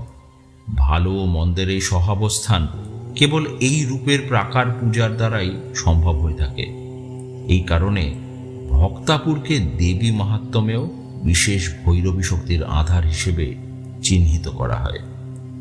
শক্তি সঙ্গম তন্ত্র অনুসারে মহাকাল রুদ্রভৈরব মহাকালী অর্থাৎ মহামায়ের বিচিত্র রূপের দাম্পত্য সঙ্গী। এই দুই শক্তির মিলিত সংগঠনে বিশ্ব চরাচরের ক্ষমতা বিরাজিত। মহাকাল চতুর্ভুজ ত্রিনেত্রযুক্ত। তিনি 1 কোটি কৃষ্ণবর্ণ বিগঠনের দীপ্তি সম্পন্ন। তিনি পরা অপরা বলগ্নি, বিহঙ্গ, জরা, ব্যাধি, দ্রুণীপায় ও মৃত্যু এই 8টি শ্মশানভূমির মধ্যস্থলে অবস্থান করেন। তিনি 8টি মাথার খুলি দ্বারা শোভিত, 5টি মনুষ্য শবের উপরে আসীন, তার দেহ বৈচিত্র্যের মধ্যে একটি পাত্র, একটি তলোয়ার ও একটি ত্রিশূল ধরে থাকেন। সাধারণ রূপে তাকে কবচ ও ত্রিশূলধারী হিসেবেই দেখা যায়, কিন্তু রুদ্ররূপী ভৈরবের আদলে এই 3টি বিষয়ের উপরে বিরাজিত ত্রিদেবের অনাদিপীঠের অধিকর্তা হিসেবেই তিনি নিজের যোগ্যতার পরিচয় প্রদান করে থাকেন। তিনি শ্মশানের ভস্যের দ্বারা শোভিত হওয়ায় তার চরেরাও শ্মশানবাসী হন। তার পরিসরটি ভূত প্রেত দ্বারা পরিবেষ্টিত থাকে। তার আরেক পার্শ্বে শোভিত থাকেন মহাকালী। এরা উভয় মিলেই সময়কে নির্ধারণ করেন, কারণ বৌদ্ধতন্ত্রের সার পরাশর সূত্র পণ্ডিতায়নে ও মার্কণ্ডেয় পুরাণে বলা হয়েছে, এই মহাকাল ও মহাকালী এরাই হলেন মূর্তিমান কাল ও সময়। বিশ্ব চরাচরকে এরা কোনো অনুকম্পা ছাড়াই ধ্বংস করতে পারেন। এরাই কাল ও সময়কে একাগ্রে নির্ধারণ করায় তাদের অনুমতি ব্যতীত কোনো কিছুর প্রতিস্থাপন ও নিয়ন্ত্রণ সম্ভব হয় না। এই শক্তি কোনো কিছুর দ্বারাই আবদ্ধ নয় এবং সময় কোনো কিছু বা কারোর জন্য অনুকম্পা প্রতীক্ষা প্রদর্শন করে না। আর ঠিক এই কারণেই যে কোনো মানবিক আত্মা এই শক্তির আধারকে নিজের অন্তরে স্থাপন করতে পারলেই তিনি সময়কে পরিবর্তনের ক্ষমতা রাখতে পারেন। তাই তেপাগ্নি ব্যতীত এই অশুভ শক্তির বিকাশ ঘটেছিল সেই সময়। তিনিও মহাকাল ও মহাকালীর শক্তিকে আত্মস্থ করে নিজের ক্ষমতাকে বৃদ্ধি করেছিলেন, আর এটি তেপাগ্নির কাল হয়ে এসেছিল। বল্লভ আবার থামলেন। হঠাৎ খুব জোরে বাতাস বইতে শুরু করল। রাজীব ও অভয় কিছু বোঝার আগেই প্রত্যুষের দৃষ্টি গেল বল্লভের দিকে। তিনি তার মাথার শীর্ষে এক অদ্ভুত জ্যোতি প্রজ্বলিত হতে দেখলেন। তারপরেই সবকিছু আবার ওলটপালট হয়ে গেল। প্রত্যুষ সামনের দিকে লক্ষ্য করে বলতে থাকলেন, পুনরুক্তি এগিয়ে আসছে, খড়গ হাতে আমাকে লক্ষ্য করে এগিয়ে আসছে। আয় আয় পাষণ্ড আয়, সেদিন আমার সবটা কেড়ে নিয়ে চলে গিয়েছিলি, আজ আর নয়। সব সব সব কিছু চোখের সামনে। আজ আর তুই আমাকে তার থেকে আলাদা করতে পারবি না, কিছুতেই না। সেদিন আমি কবচ ধারণ না করায় আমার দুর্বলতার সুযোগ নিয়েছিলি তুই। ব্রজহন্তাকে আমার কাছ থেকে চিরতরে দূরে সরিয়ে দিয়েছিলি। এই তো তার শরীরের রক্ত আজও আমার হাতে, চোখে, মুখে, সর্বত্র ছিটকে রয়েছে। সে মরতে পারে না, কিছুতেই না। আমি প্রতিটি জন্মে তার হব। আগের জন্মে তাকে নিজের করে পাইনি, এই জন্মে আমি তাকে ঠিকই পাবো। ওমকারে শ্রবায় শ্রুতিশ্রবা হিমারতি ওম ভ্রোম মহাকাল কবচ মে শিরায় শিরায় চ হেমন্তি ওম। মন্ত্রের পাঠ শেষ হওয়ার সাথে সাথেই মন্দির গাত্রের উপরে ডান মুষ্টির দ্বারা সজোরে আঘাত করলেন প্রত্যুষ। সাথে সাথে বন্ধ হয়ে পড়ে থাকা মন্দিরের ঘণ্টাগুলি পুনরায় আন্দোলিত হতে থাকল। সজোরে ধুলো উঠতে লাগল। আকাশের নীলাভ আস্তরণ সরে গিয়ে ঢাকা পড়ল কালো মেঘের শাড়ি। কারে বড়ায় রুদ্রায় অভিলেখায় রুদ্র মধুসূরায় হিবায়চ্চ অবশস্ত।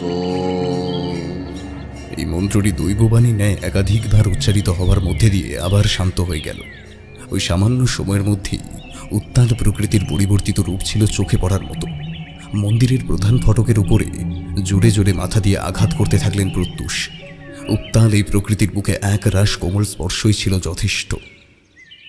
বল্লভ এগিয়ে এসে প্রত্যুষের মস্তিষ্কের শীর্ষে মধ্যমাটি ঠেকাতেই তিনি শান্ত হয়ে গেলেন। একে একে সবকিছু ধোঁয়াশায় পরিবর্তিত হয়ে গেল। তিনি তার ক্লান্ত দেহাবরণটি নিয়ে মাটিতে লুটিয়ে পড়লেন। বল্লভ রাজীব ও অভয়কে উদ্দেশ্য করে বললেন, ওনাকে গেস্ট হাউসে নিয়ে যান আপনারা। ওনার সাথে যা ঘটেছে তা কোনো সাধারণ ঘটনা নয়। তবে উনি কিভাবে এই সমস্ত মন্ত্রের উচ্চারণ জানলেন সেটাই আন্দাজ করতে পারছি না। আমার কেন জানি না সন্দেহ হচ্ছে ওনার সাথে পুলরক্তির কোনো যোগসূত্র রয়েছে, এমনকি বজ্রহন্তারও। এই দুটি নামই আমি ওনার মুখ থেকে নিঃসৃত হতে দেখেছি।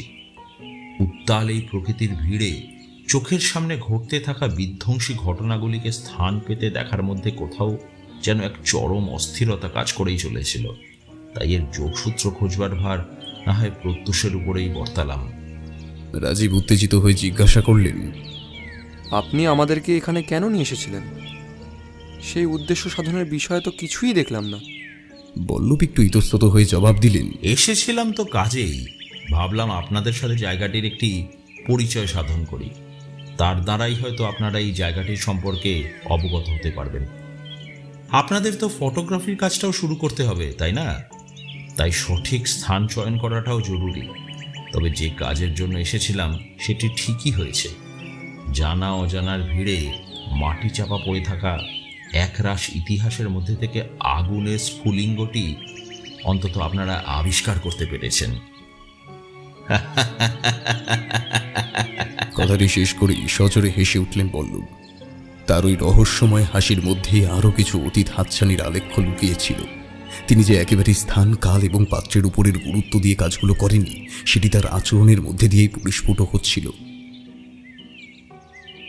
রাজীব ও অভয় সেদিন আর কোনো কথা না বাড়িয়ে প্রত্যুষকে সঙ্গে নিয়ে বাড়ি ফিরে এলেন। বল্লভীর সাথে সেদিন আর সাক্ষাৎ হল না। রাতের বেলা অভয় ও রাজীব উভয়ই খুব চিন্তিত অবস্থায় প্রত্যুষের পাশে বসে রইলেন। ধুম জ্বরে তার গা পুড়ে যাচ্ছিল। বিকালের ঘরে একাধিকবার ব্রজহন্তার নাম উচ্চারণের মধ্যে দিয়ে তিনি তার অন্তরের অভিব্যক্তিকে প্রকাশের চেষ্টা করেই যাচ্ছিলেন।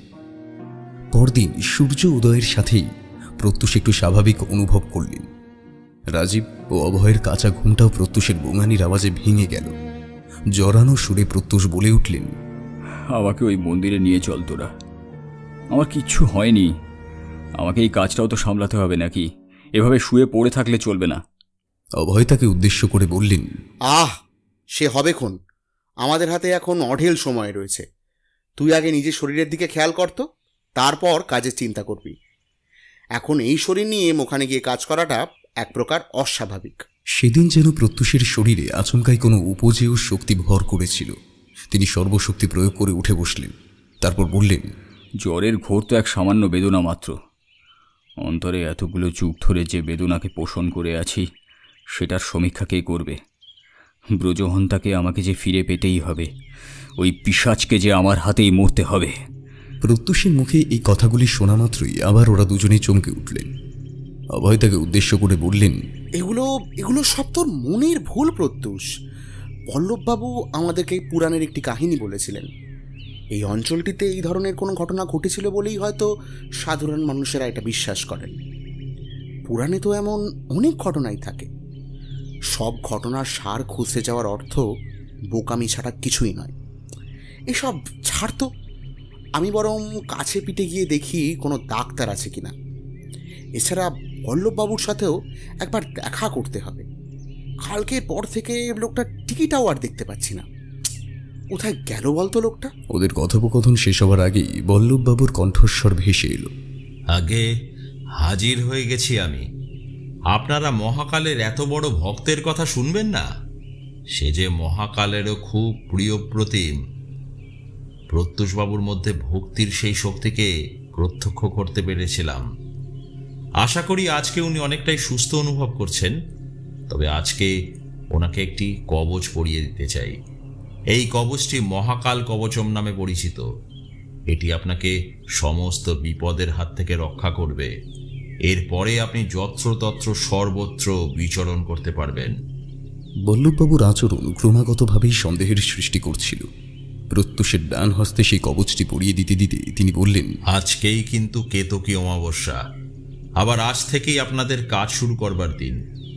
আজ থেকে আগামী 15 দিন পর্যন্ত চন্দ্রের অবস্থান শুক্রের ডানগ্রে থাকবে। অর্থাৎ এই তিথিতে শুভ ও অশুভের পুনর্মিলনের পূর্ণ সম্ভাবনা রয়েছে। বাকিটা না হয় আপনারাই নির্ধারণ করবেন। আগামী 15 দিনের মধ্যেই আপনাদেরকে কাজটি জমা দিতে হবে। নিন, আপনারা বরং এবার প্রস্তুতি নিয়ে নিন। বল্লভবাবু তিনজনের মধ্যেই শুধুমাত্র প্রত্যুষকেই কবচটি পরালেন কেন, এই বিষয়টি নিয়ে কম বেশি সকলের মনেই ভয়ের উদ্রেক সৃষ্টি হয়েছিল। জ্বরের ঘোরে ভুল বকতে থাকা ছেলেটি হঠাৎ স্বাভাবিক হয়ে যেতে পারে কিভাবে, এটিও ছিল পরম সন্দেহের বিষয়। অতীতের হাতছানি কি তবে সবকিছুর আড়ালে লুকিয়ে থাকা ভয়টিকে তাদের সামনে তুলে ধরতে চাইছিল? এই সবটাই ছিল প্রশ্নের সম্মুখীন, তবে জবাব কারোরই জানা ছিল না। তারা সব সরঞ্জাম সহযোগে মন্দিরের দিকে এগোতে শুরু করলেন। পূর্ব পরিচিত পথ ধরে এগিয়ে যাওয়ার মধ্যেও চড়াই উতরাইয়ের পার্থক্যটা বেশ ভালোভাবেই নজরে পড়েছিল। ওদের মধ্যে সবথেকে শান্ত হয়ে প্রত্যুষী এগিয়ে যাচ্ছিলেন, সঙ্গে শোভা পাচ্ছিল ক্যামেরাটি। সেটির সাহায্যে তিনি বেশ কয়েকটি জায়গার ছবিও তুলতে দ্বিধাবোধ করছিলেন না। মূল কর্মস্থল থেকে গেস্ট হাউসের দূরত্ব বেশি না হলেও খাবারের ব্যবস্থা তেমন ছিল না, ফলে তিনজনেই বেশ কয়েকদিনের খাবারের ব্যবস্থা করে নিয়েছিলেন। শুকনো খাবারের পাশাপাশি কিছু ফলও সঙ্গে নিয়ে নিয়েছিলেন তারা। বল্লভবাবুর ফোন আসতেই প্রত্যুষ বেশ চমকে উঠলেন। আরে আপনি কোথায় রয়েছেন? আর তাছাড়া আমরা তো প্রায় পৌঁছে গিয়েছি। আজ থেকেই কাজ শুরু করে দেবো। আগামী 15 কেন 10-11 দিনের মধ্যেই আমরা কাজটা কমপ্লিট করে ফেলতে চাইছি। আশা করি আপনার কোনো আপত্তি নেই। তবে এখানে খাবারের কোনো ব্যবস্থা নেই। আমাদের কাছে 4-5 দিনের মতো সরঞ্জাম রয়েছে, কিন্তু তারপরে। প্রত্যুষের মুখে কথাগুলি শোনার পরেই বল্লভবাবু সজোরে হেসে উঠলেন। তারপর বললেন, যে খায় চিনি যোগান চিন্তামণি। ওসব নিয়ে আপনাকে ভাবতে হবে না। আপনাদের সাথে থাকা সরঞ্জামই আপনাদেরকে লক্ষ্যে পৌঁছে দেবে। তবে আমি আর এই কাজে আপনাদের সঙ্গী হতে পারলাম না। প্রত্যুষ কথাটা শোনা মাত্রই থতমত খেয়ে গেলেন। এসবের মানে কি? আপনি আমাদের সহযোগিতা না করলে আমরা পারবো কিভাবে? বল্লভবাবু বললেন, ধরে নিন আমি থেকেও নেই, আবার না থেকেও বিদ্যমান। আপনাদের লক্ষ্য তো আপনাদেরকেই নির্ধারণ করতে হবে, তাই না? আমি আসলে 1 মাসের জন্য এক বিশেষ কাজে নেপালের বাইরে যাচ্ছি। বড় সাহেবের অর্ডার। আজকে সকালেই বিলেত থেকে ফোন করেছিলেন, কাজেই আমি না করবার সাহস পেলাম না। এখন উপায় একটাই, যদি কোনোভাবে বিষয়গুলিকে তাড়াতাড়ি করে ফিরে আসতে পারি তাহলে আপনাদের পাশে থাকতে পারবো। আপনারা সাবধানে থাকবেন আর এভাবেই নিজেদের আত্মবিশ্বাস বজায় রেখে কাজ করে যাবেন। Best of luck. কথাগুলি অপূর্ণ রেখেই বল্লভবাবু ফোনটা কেটে দিলেন। ওরাও কোনো উপায় না দেখে গন্তব্যের দিকে এগোতে থাকলেন।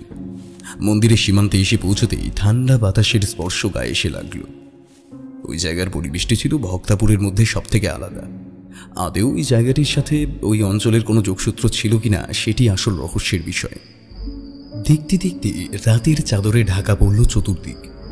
জায়গাটি প্রান্তস্থ হওয়ায় বিস্তীর্ণ এলাকা জুড়ে খোলা প্রকৃতির শোভা পর্যাপ্ত পরিমাণে নিজের প্রভাব বিস্তারে সক্ষম ছিল।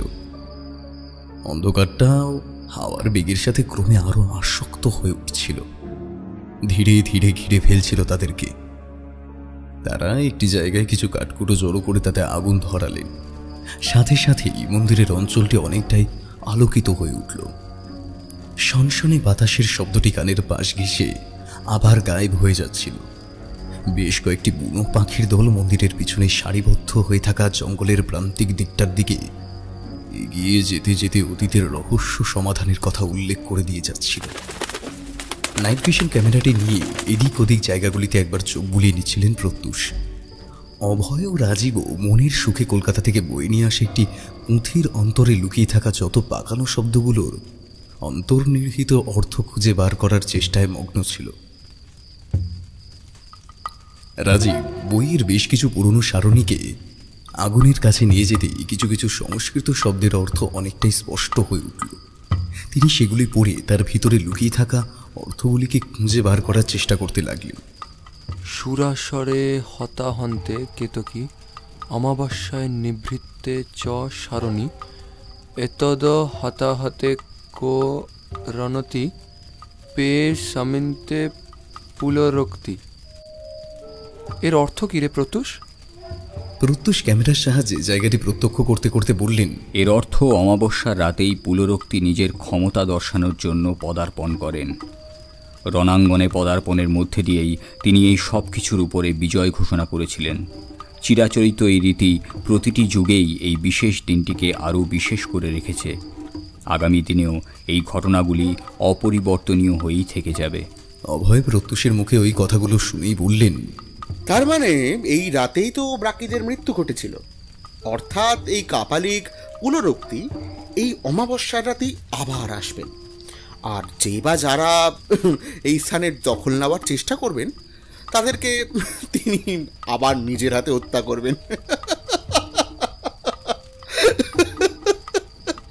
বাবা, এসব যত বুঝলো কি, এগুলো ভেবে তোরা আবার ভয় পাচ্ছিস? সত্যি বাবা, তোদেরকে আর কিছু বলতে চাই না, বিশ্বাস কর।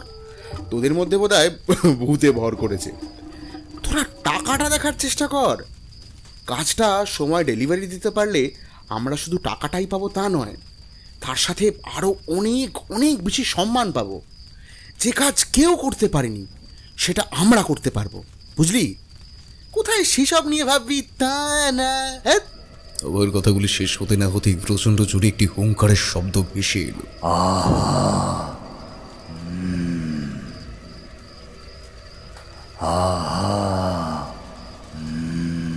এরপরেই মনে হলো কেউ যেন নিচে ত্রিশূলের ফলাটিকে মাটির মধ্যে গেঁথে দিচ্ছেন।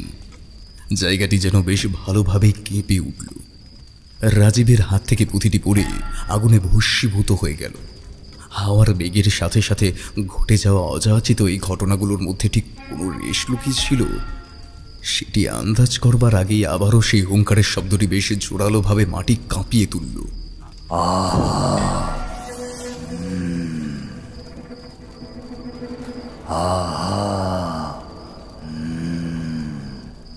প্রত্যুষ সহ তিনজনই প্রচণ্ড ভয় পেয়ে গেলেন। তাদের শিরা বেয়ে হিমেল রক্তের স্রোত বয়ে যেতে শুরু করল। প্রত্যুষ তাদেরকে উদ্দেশ্য করে বললেন, পিছনেই ঘন জঙ্গল রয়েছে। পাহাড়ের কোলে গড়ে ওঠা এই জঙ্গলের মধ্যে কিন্তু একাধিক হিংস্র জন্তুর উপস্থিতি থাকতে পারে। তাদের মধ্যেই কি কেউ এরকম হুঙ্কার করছে? আমাদের সাথে তো আত্মরক্ষার কোনো সরঞ্জামও নেই। সেদিন সকালে যখন বল্লভের সাথে এখানে এসেছিলাম তখন তো এসব কিছু শুনতে পাইনি। আর তাছাড়া এইসব বিপদ আপদ সম্বন্ধে তো আমাদের কেউ বলেইনি কিছু। আরে এটা কি? আর তোকেও বলিহারি চাই রাজীব, নিজের ভুলে পুঁথির পাতাগুলোকে জ্বালিয়ে দিলি। এখন আমরা এই জায়গার এই এলাকাগুলোর আন্দাজ করতে পারবো কি করে? প্রতিটি জায়গার একটা ইতিহাস রয়েছে, সেগুলো দেখে বিচার করার মধ্যে যে আনন্দটা রয়েছে সেটা খালি চোখে দেখলে করা যায় না। আর তুই সেটাকে নিয়ে মশকরা করছিস। বইয়ের পাতাগুলিকে আগুনের থেকে বার করতে যাওয়া সার হলো। বিশেষ বিশেষ জায়গাগুলি ঝলসে গিয়েছিল, সমস্ত তথ্য প্রমাণ লোপ পেয়েছিল। প্রত্যুষ রেগে মেগে বললেন, একে তো এইরকম একটা পরিস্থিতি, তার মধ্যে তোর এই অত্যাচার। বিশ্বাস কর, এই জন্যই আমি বলেছিলাম তোদের দ্বারা কিছু হবে না। সব কিছু নিয়ে তোদের ইয়ার্কি দেখতে দেখতে আমি ক্লান্ত হয়ে গিয়েছি। সেদিন সংগ্রহে রাখা ছবিগুলোর দিকে চোখ বোলাতে লাগলেন প্রত্যুষ। রাতের খাওয়া শেষ করে বাকি দুজন নাক ডাকতে ব্যস্ত ছিলেন। বেশ কিছু ছবি ঘাঁটবার পরেই তার নজরে পড়ল অদ্ভুত কিছু, যা তাকে ভাবিয়ে তুলতে বাধ্য করেছিল। একটি ছবিতে তিনি একটি আবছা নারী মূর্তিকে লক্ষ্য করলেন। মন্দিরের দক্ষিণ প্রান্তের ধার ঘেঁষে দাঁড়িয়ে থাকা ওই নারী মূর্তির মধ্যে এক আলাদা আভিজাত্য ছিল। বেশ কয়েকটি ছবির মধ্যে তিনি ওই একই ধাঁচ লক্ষ্য করতে পারলেন। ক্যামেরাটিকে চোখের সামনে থেকে সরিয়ে মন্দিরের দিকটায় তাকাতেই আবারও ভয় পেয়ে গেলেন। মনে হলো ওই জায়গাটি থেকেই যেন পুনরায় কেউ সরে দাঁড়ালেন। শুভ্র বসন পরিহিত কোনো এক নারী মূর্তিকে ওই স্থানটি অলঙ্কৃত করে দাঁড়িয়ে থাকতে দেখেই কৌতূহলটা আরও অধিক মাত্রায় সংযোজিত হতে শুরু করেছিল। হাত থেকে ক্যামেরাটি সরিয়ে সে নারী মূর্তির দিকে পুনরায় ধাবিত হতে লাগলেন প্রত্যুষ। নারী মূর্তির কণ্ঠে আগত ধ্বনির মধ্যে দিয়ে ফুটে উঠছিল এক বিশেষ সুর। রাত্রি রজনী নিশা একই কান্তার নাম, স্মরণে তপিত তৃষ্ণা সবে যে অবিরাম। উদ্ধার করো হে সনাতন, মহাকাল হতে হবে রুধিরম। পাষাণের বুক চিরে চেয়ে আছে দুই আঁখি, আধার মিলায় সেথা তাই তারে ডাকি। অজানার ভিড়ে এক সচেতন মরুভূমিতে আবারও হবে দেখা এই ধরিত্রীতে। ব্রজের বালা হয়ে ফিরি চিরন্তন, তেপাগ্নি দাও আমারে সিঁদুরে অক্ষম। শতাব্দী কাল ধরে এই ভূমি জুড়ে একাধিক আঘাতে রক্ত ঝরেছে অন্তরে, ভুলুণ্ঠিত প্রাণ প্রভু হয়নি সক্ষম। দীপাগ্নি দাও আমারে, সিঁদুরে অক্ষম। দীপাগ্নি দাও আমারে, সিঁদুরে অক্ষম। এই গানের সুরগুলি প্রত্যুষকে ওই মহিলার দিকে টেনে নিয়ে যাচ্ছিল। আলো আধারের এই বিরাম অবিচল নিষ্কলঙ্ক খেলার মধ্যে প্রত্যুষ অতীতেরই কোনো এক বিশেষ অভিঘাতে বারংবার নিজেকে খুঁজে পাচ্ছিলেন। সজাগ হতেই তিনি দেখলেন ওই শরীরটিকে তাকে মন্দিরের চারিপাশে প্রদক্ষিণ করে চলেছে। একই স্থানে বারংবার আবর্তিত হয়ে চলেছেন তিনি। গানের সুরের আড়ালে লুকিয়ে থাকা দেবাগ্নি নামটি তাকে জর্জরিত করে তুলতে লাগলো। মেয়েটিকে হতভম্বের মতো খুঁজতে লাগলেন তিনি, কিন্তু ওই গোলাকার বৃত্তের মধ্যে কোথাও ঠাওর করতে পারলেন না। মন্দির প্রাঙ্গণের মধ্যে আগুনের লেলিহান শিখার মতোই দাউ দাউ করে তার বুকের ভিতরটাও জ্বলতে থাকল। হঠাৎ পরিস্থিতি বিরূপ আকার ধারণ করল। সেই শুভ্র চেতনা সম্পন্ন আলোকরশ্মির মধ্যে দিয়েই আবার আবির্ভূত হলেন সেই নারী। তার কণ্ঠের ধ্বনি আরও প্রলম্বিত হল। তিনি প্রত্যুষকে উদ্দেশ্য করে বললেন, নিজেকে এখনো কেন চিনতে পারছো না তুমি? তুমি যে তপাগ্নি, তোমার মধ্যেই আছে সেই শক্তি। সেই ক্ষমতার বলে আজ শেষ করো তাকে, সেই পাপীকে যে তোমার কাছ থেকে আমাকে চিরকালের জন্য দূরে সরিয়ে দিয়েছিল। এই মহাকাল ভৈরবের মূর্তির সম্মুখেই আমাকে সিঁদুর দান করতে চেয়েছিলে তুমি। আর ঠিক সেই সময়ে পুনরুক্তি তার খাড়ার দ্বারা শিরচ্ছেদ করেছিল আমার। তোমাকেই আমাকে মুক্তি দিতে হবে, না হলে এই অভিশাপের বোঝা আজীবন বয়ে বেড়াতে হবে আমাকে। আজ এই বিশেষ দিনে তোমাকে ঘুমিয়ে থাকা এই মহাকালকে পুনরায় আহ্বান করতে হবে।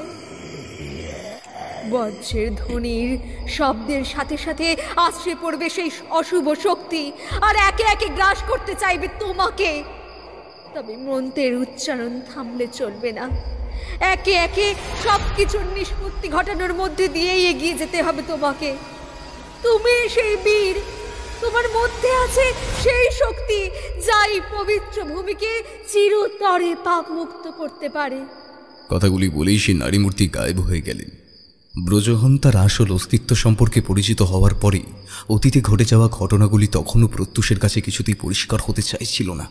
তিনি ব্রজহন তার কথার মতন মহাকাল মন্দিরের গর্ভগৃহে প্রবেশ করলেন। চোখ বন্ধ করে মহাকালের মন্ত্র উচ্চারণের সাথে সাথে সিংহার শব্দটিও ক্রমে প্রতিধ্বনিত হতে থাকল। প্রত্যুষ নিজের অন্তরে লুকিয়ে থাকা সত্তাটিকে ধীরে ধীরে সত্য হতে দেখছিলেন। সাধারণের জীবনে অসাধারণ কিছু ঘটতে চলেছিল। তিনি নিজের আবেশ ত্যাগ করে মন্দিরের গর্ভগৃহের দিকে এগিয়ে যেতে লাগলেন। মন্দিরের গর্ভগৃহের দরজা আপনা থেকে খুলে গেল। একাধিক ঘের প্রদীপ জ্বলতে দেখে অবাক হয়ে গেলেন প্রত্যুষ। নিজের মনের মধ্যে মহাকালের উদ্দেশ্য জাগরিত হতে থাকা একাধিক মন্ত্রের ধ্বনি নিজের স্থান করে নিতে চাইছিল। পিছনে ফিরতেই একাধিক জনসমাগমের অস্তিত্ব লক্ষ্য করতে পারছিলেন তিনি।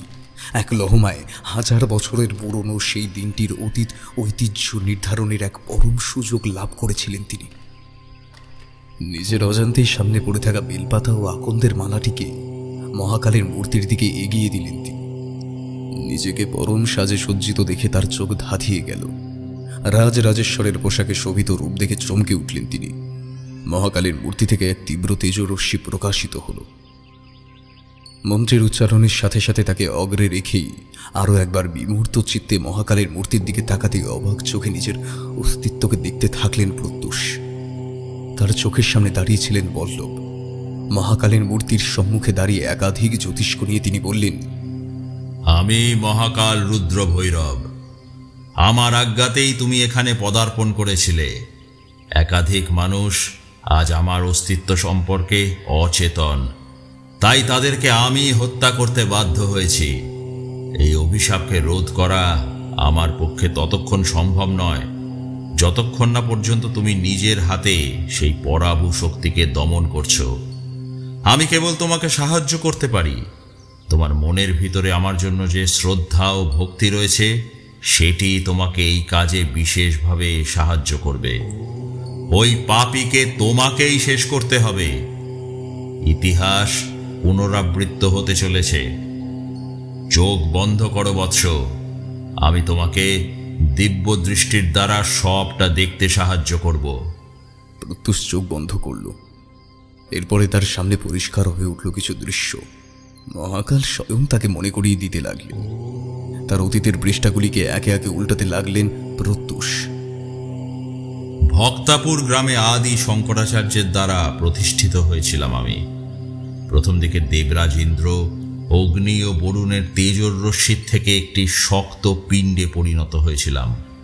এরপর স্বয়ং নারায়ণ আমার আরাধ্য আমাকে মহাকালের রূপ প্রদান করেছিলেন।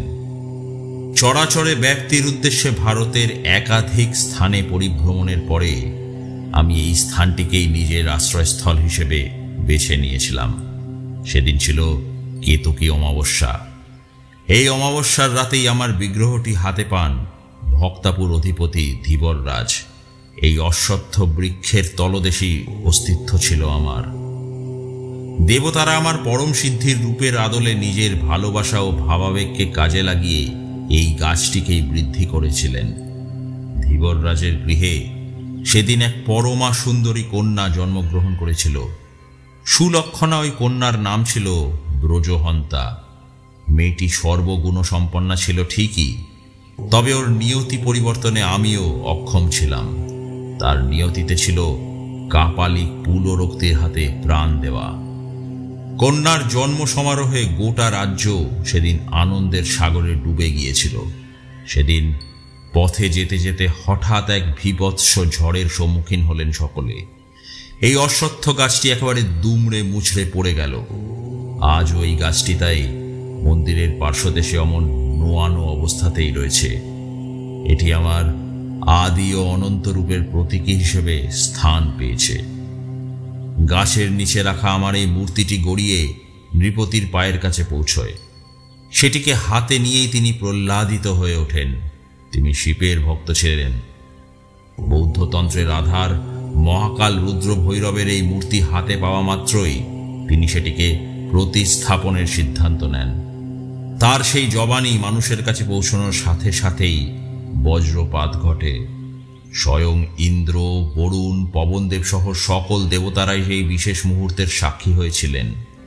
কারণ রুদ্র ভৈরব রূপে সেটিই ছিল আমার প্রথম প্রকাশ। এর আগে আমি পৃথিবীর বুকে কোথাও এই রূপে পূজা পাইনি। তারা ওই রূপেই আমাকে এই মন্দিরে প্রতিষ্ঠিত করেছিলেন। রাজা ধীবররাজের স্বপ্নে এসে আমি তাকে আরও 24টি মন্দির নির্মাণের কথা জানিয়েছিলাম। প্রতিটি মন্দিরে দেবী মহাকালী আমার রক্ষা কবচ রূপে বিরাজিত। পৃথিবীতে এই একটি মন্দিরেই দেবী স্বয়ং আমাকে রক্ষা করবার জন্য উপস্থিত রয়েছেন। তবে নিয়তির পরিবর্তনে আমরা অপারগ ছিলাম। সময় ও কালচক্রে আমরাও নিমিত্ত। যেহেতু কাল আমাদের দ্বারাই নির্ধারিত, তাই আমরা সময়ের মধ্যে দিয়ে আসন্ন ফলশ্রুতিকে মেনে নিতে বাধ্য ছিলাম। ধীরে ধীরে এই ভক্তাপুরের ভবিষ্যৎ বদলাতে শুরু করেছিল। ব্রজহন্তা পরিণত বয়সে পৌঁছল। আমার প্রতি তার অনন্ত ভক্তিই ছিল তার রক্ষা কবচ। আজ তোমার হাতেও সেটি জলজল করছে। এই একটি কবচ তোমাদের দুজনকে কাল চক্রের উপরে উঠেও বেঁধে রেখেছে, আর বেঁধে রেখেছে আমার আশীর্বাদ।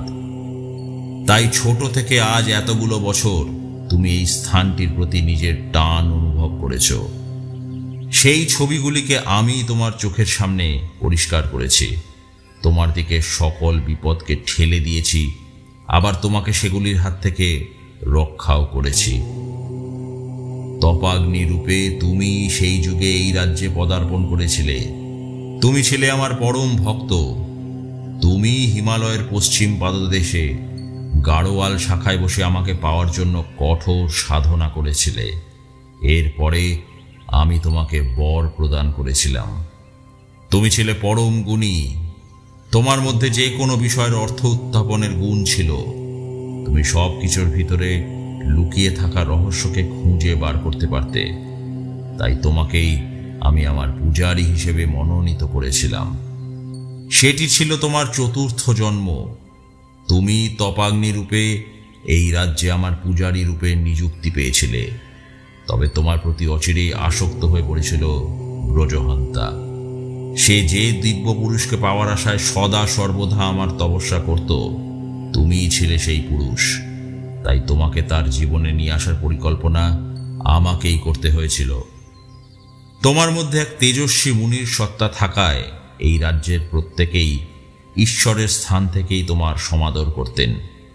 তোমার উপস্থিতি এই রাজ্যটিকে অনেকখানি সমৃদ্ধ করতে সাহায্য করেছিল। অনেক জ্ঞানের বন্টন করেছিলে তুমি। এই মন্দির হয়ে উঠেছিল এক পবিত্র ভূমি। তোমার আগমনে যেন স্বয়ং দেবতারাও আনন্দিত হয়ে উঠেছিলেন। নেপালের এই রাজ্য ছিল সর্বশক্তির দ্বারা সুসজ্জিত, কিন্তু আমার এই রূপের মধ্যে শুভ ও অশুভ দুয়েরই অধিষ্ঠান থাকায় যে কোনো অশুভ শক্তিও আমাকে আহ্বান করতে পারতেন। পুলরক্তির মনের ভাবনা একেবারেই সঠিক ছিল না। তিনি ব্রজহন্তাকে পাওয়ার আশায় আমার তপস্যা করতে শুরু করেছিলেন। ওর কঠোর তপস্যার দ্বারা মুগ্ধ হয়ে আমি ওকে আশু বর প্রদানে বাধ্য হয়েছিলাম। এরপরে সে আরও শক্তিশালী হয়ে ওঠে। তোমার প্রতি সে কুনজর দিতে শুরু করেছিল। কোনো উপায়ে তোমাকে শেষ করা সম্ভব সেই চক্রান্ত করতে থাকলো সে।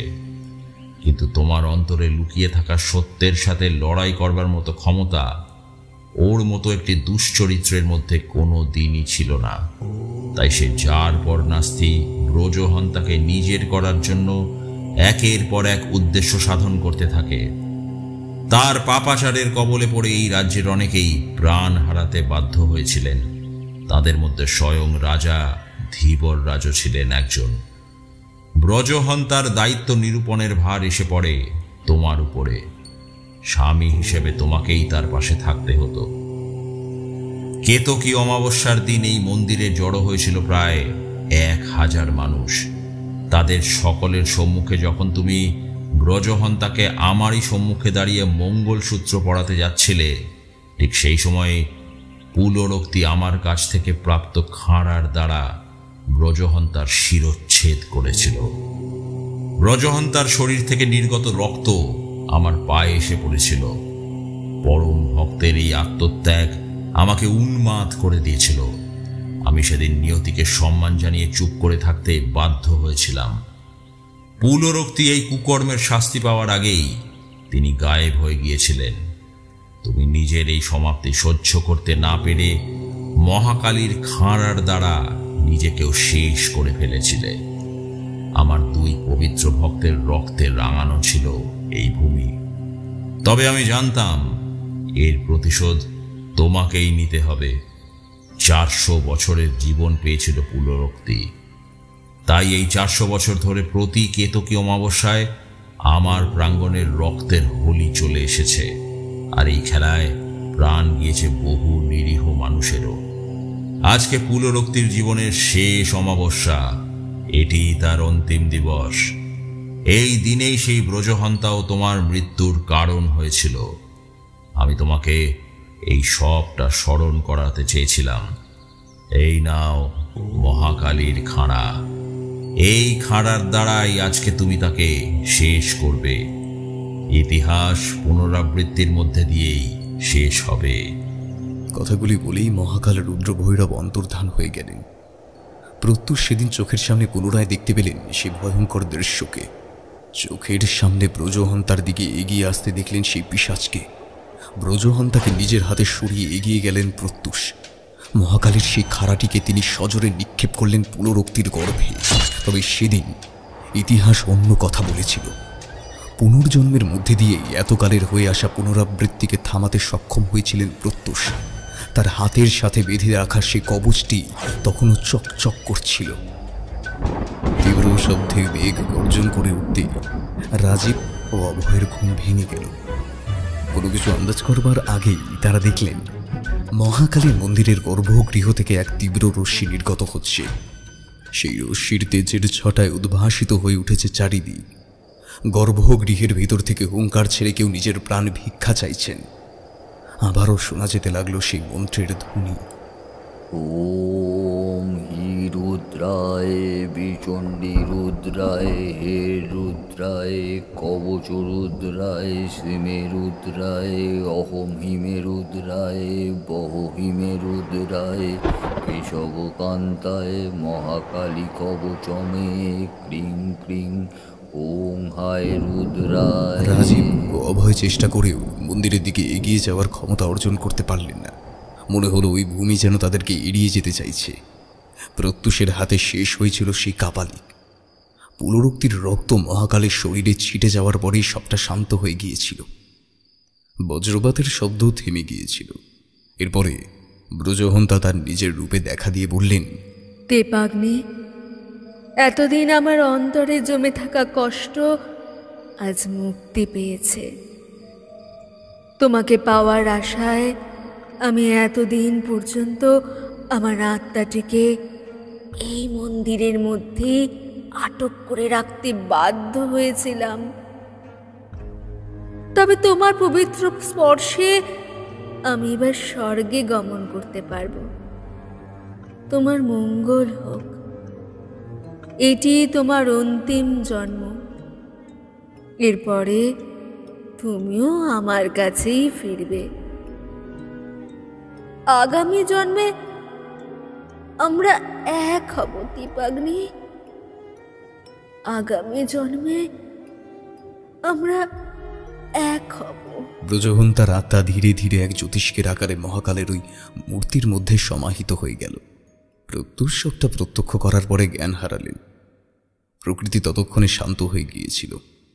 রাজীব ও অভয়ের কাছে গোটা বিষয়টি খুব সাধারণ আকারেই ধরা দিয়েছিল। তারা মন্দিরের দিকে এগোতেই ভোরের আলো ফুটে উঠেছিল। তারা এগিয়ে গিয়ে দেখেছিলেন প্রত্যুষ অজ্ঞান অবস্থায় গর্ভগৃহের ভিতরে পড়ে রয়েছেন। তার পাশেই পড়ে রয়েছে মহাকালীর সেই খাড়া। তারা সেই গর্ভগৃহ থেকে প্রত্যুষকে উদ্ধার করে ওই গেস্ট হাউসে ফিরে এসেছিলেন। প্রত্যুষের শরীর কয়েকদিনের মধ্যেই স্বাভাবিক হয়ে গিয়েছিল। তিনি তার ক্যামেরায় তোলা ওই সবকটি ছবিকে ডিলিট করে দিয়েছিলেন। বল্লভীর প্রকৃত সত্তাটি তিনি কোনোদিনই কারোর কাছে প্রকাশ করতে পারেননি। আর রাজীব ও অভয়ের কাছে গোটা বিষয়টি একটি রহস্যই হয়ে রয়ে গিয়েছিল। তাদের এই অভিযানের উদ্দেশ্য অন্যদের ক্ষেত্রে কতটা সফল হয়েছিল এটা বলা কঠিন হলেও প্রত্যুষের জীবনের এক বিশেষ অধ্যায় রচনায় সেটি বিশেষভাবে সহায়তা করেছিল। তিনি মৃত্যুর পূর্বে ওই কাহিনীটিকে নিজের মুখে বলে গিয়েছিলেন। মৃত্যুর অন্তিম দিন পর্যন্ত বল্লভের দেওয়া কবচটিকে তিনি তার হাতে বেঁধে রেখেছিলেন। বল্লভের সত্তার সাথে মহাকালকে প্রতি মুহূর্তে খুঁজে পেতেন তিনি। জন্মান্তরবাদে বিশ্বাসী মানুষজনের মধ্যে আমিও ছিলাম একজন। তাই অচিরেই গ্রন্থ আকারে প্রকাশিত এই জবানবন্দিটিকে হাতে নিয়ে পড়ার স্বাদ থেকে নিজেকে বঞ্চিত রাখতে পারিনি। তাই এই কাহিনীটির মধ্যে দিয়ে বৌদ্ধতন্ত্রের সেই রহস্যময় অতীতকে আপনাদের সামনে তুলে ধরলাম। হয়তো এমনই কোনো এক জন্মান্তরের অতীতের মধ্যেই আমাদের জীবনের উদ্দেশ্য লুকিয়ে রয়েছে। খুঁজে দেখবেন কি? अखंड ज्योति सर्वकं महाकाल भैरवं रुद्रान्याय तेप्नताय काल भैरवं सहस्र ज्योति सर्वकं महाकाल भैरवं दिव्य ज्योति सर्वकं महाकाल भैरवं दीनहीनाय रुद्रकं काल भैरवं रुद्रयीति सर्वकं महाकाल भैरवम् अखंड ज्योति सर्वकं महाकाल भैरवं रुद्रान्याय तेप्नताय महाकाल भैरवं सहस्र ज्योति सर्वकं महाकाल भैरवं दिव्य ज्योति सर्वकं महाकाल भैरवम्।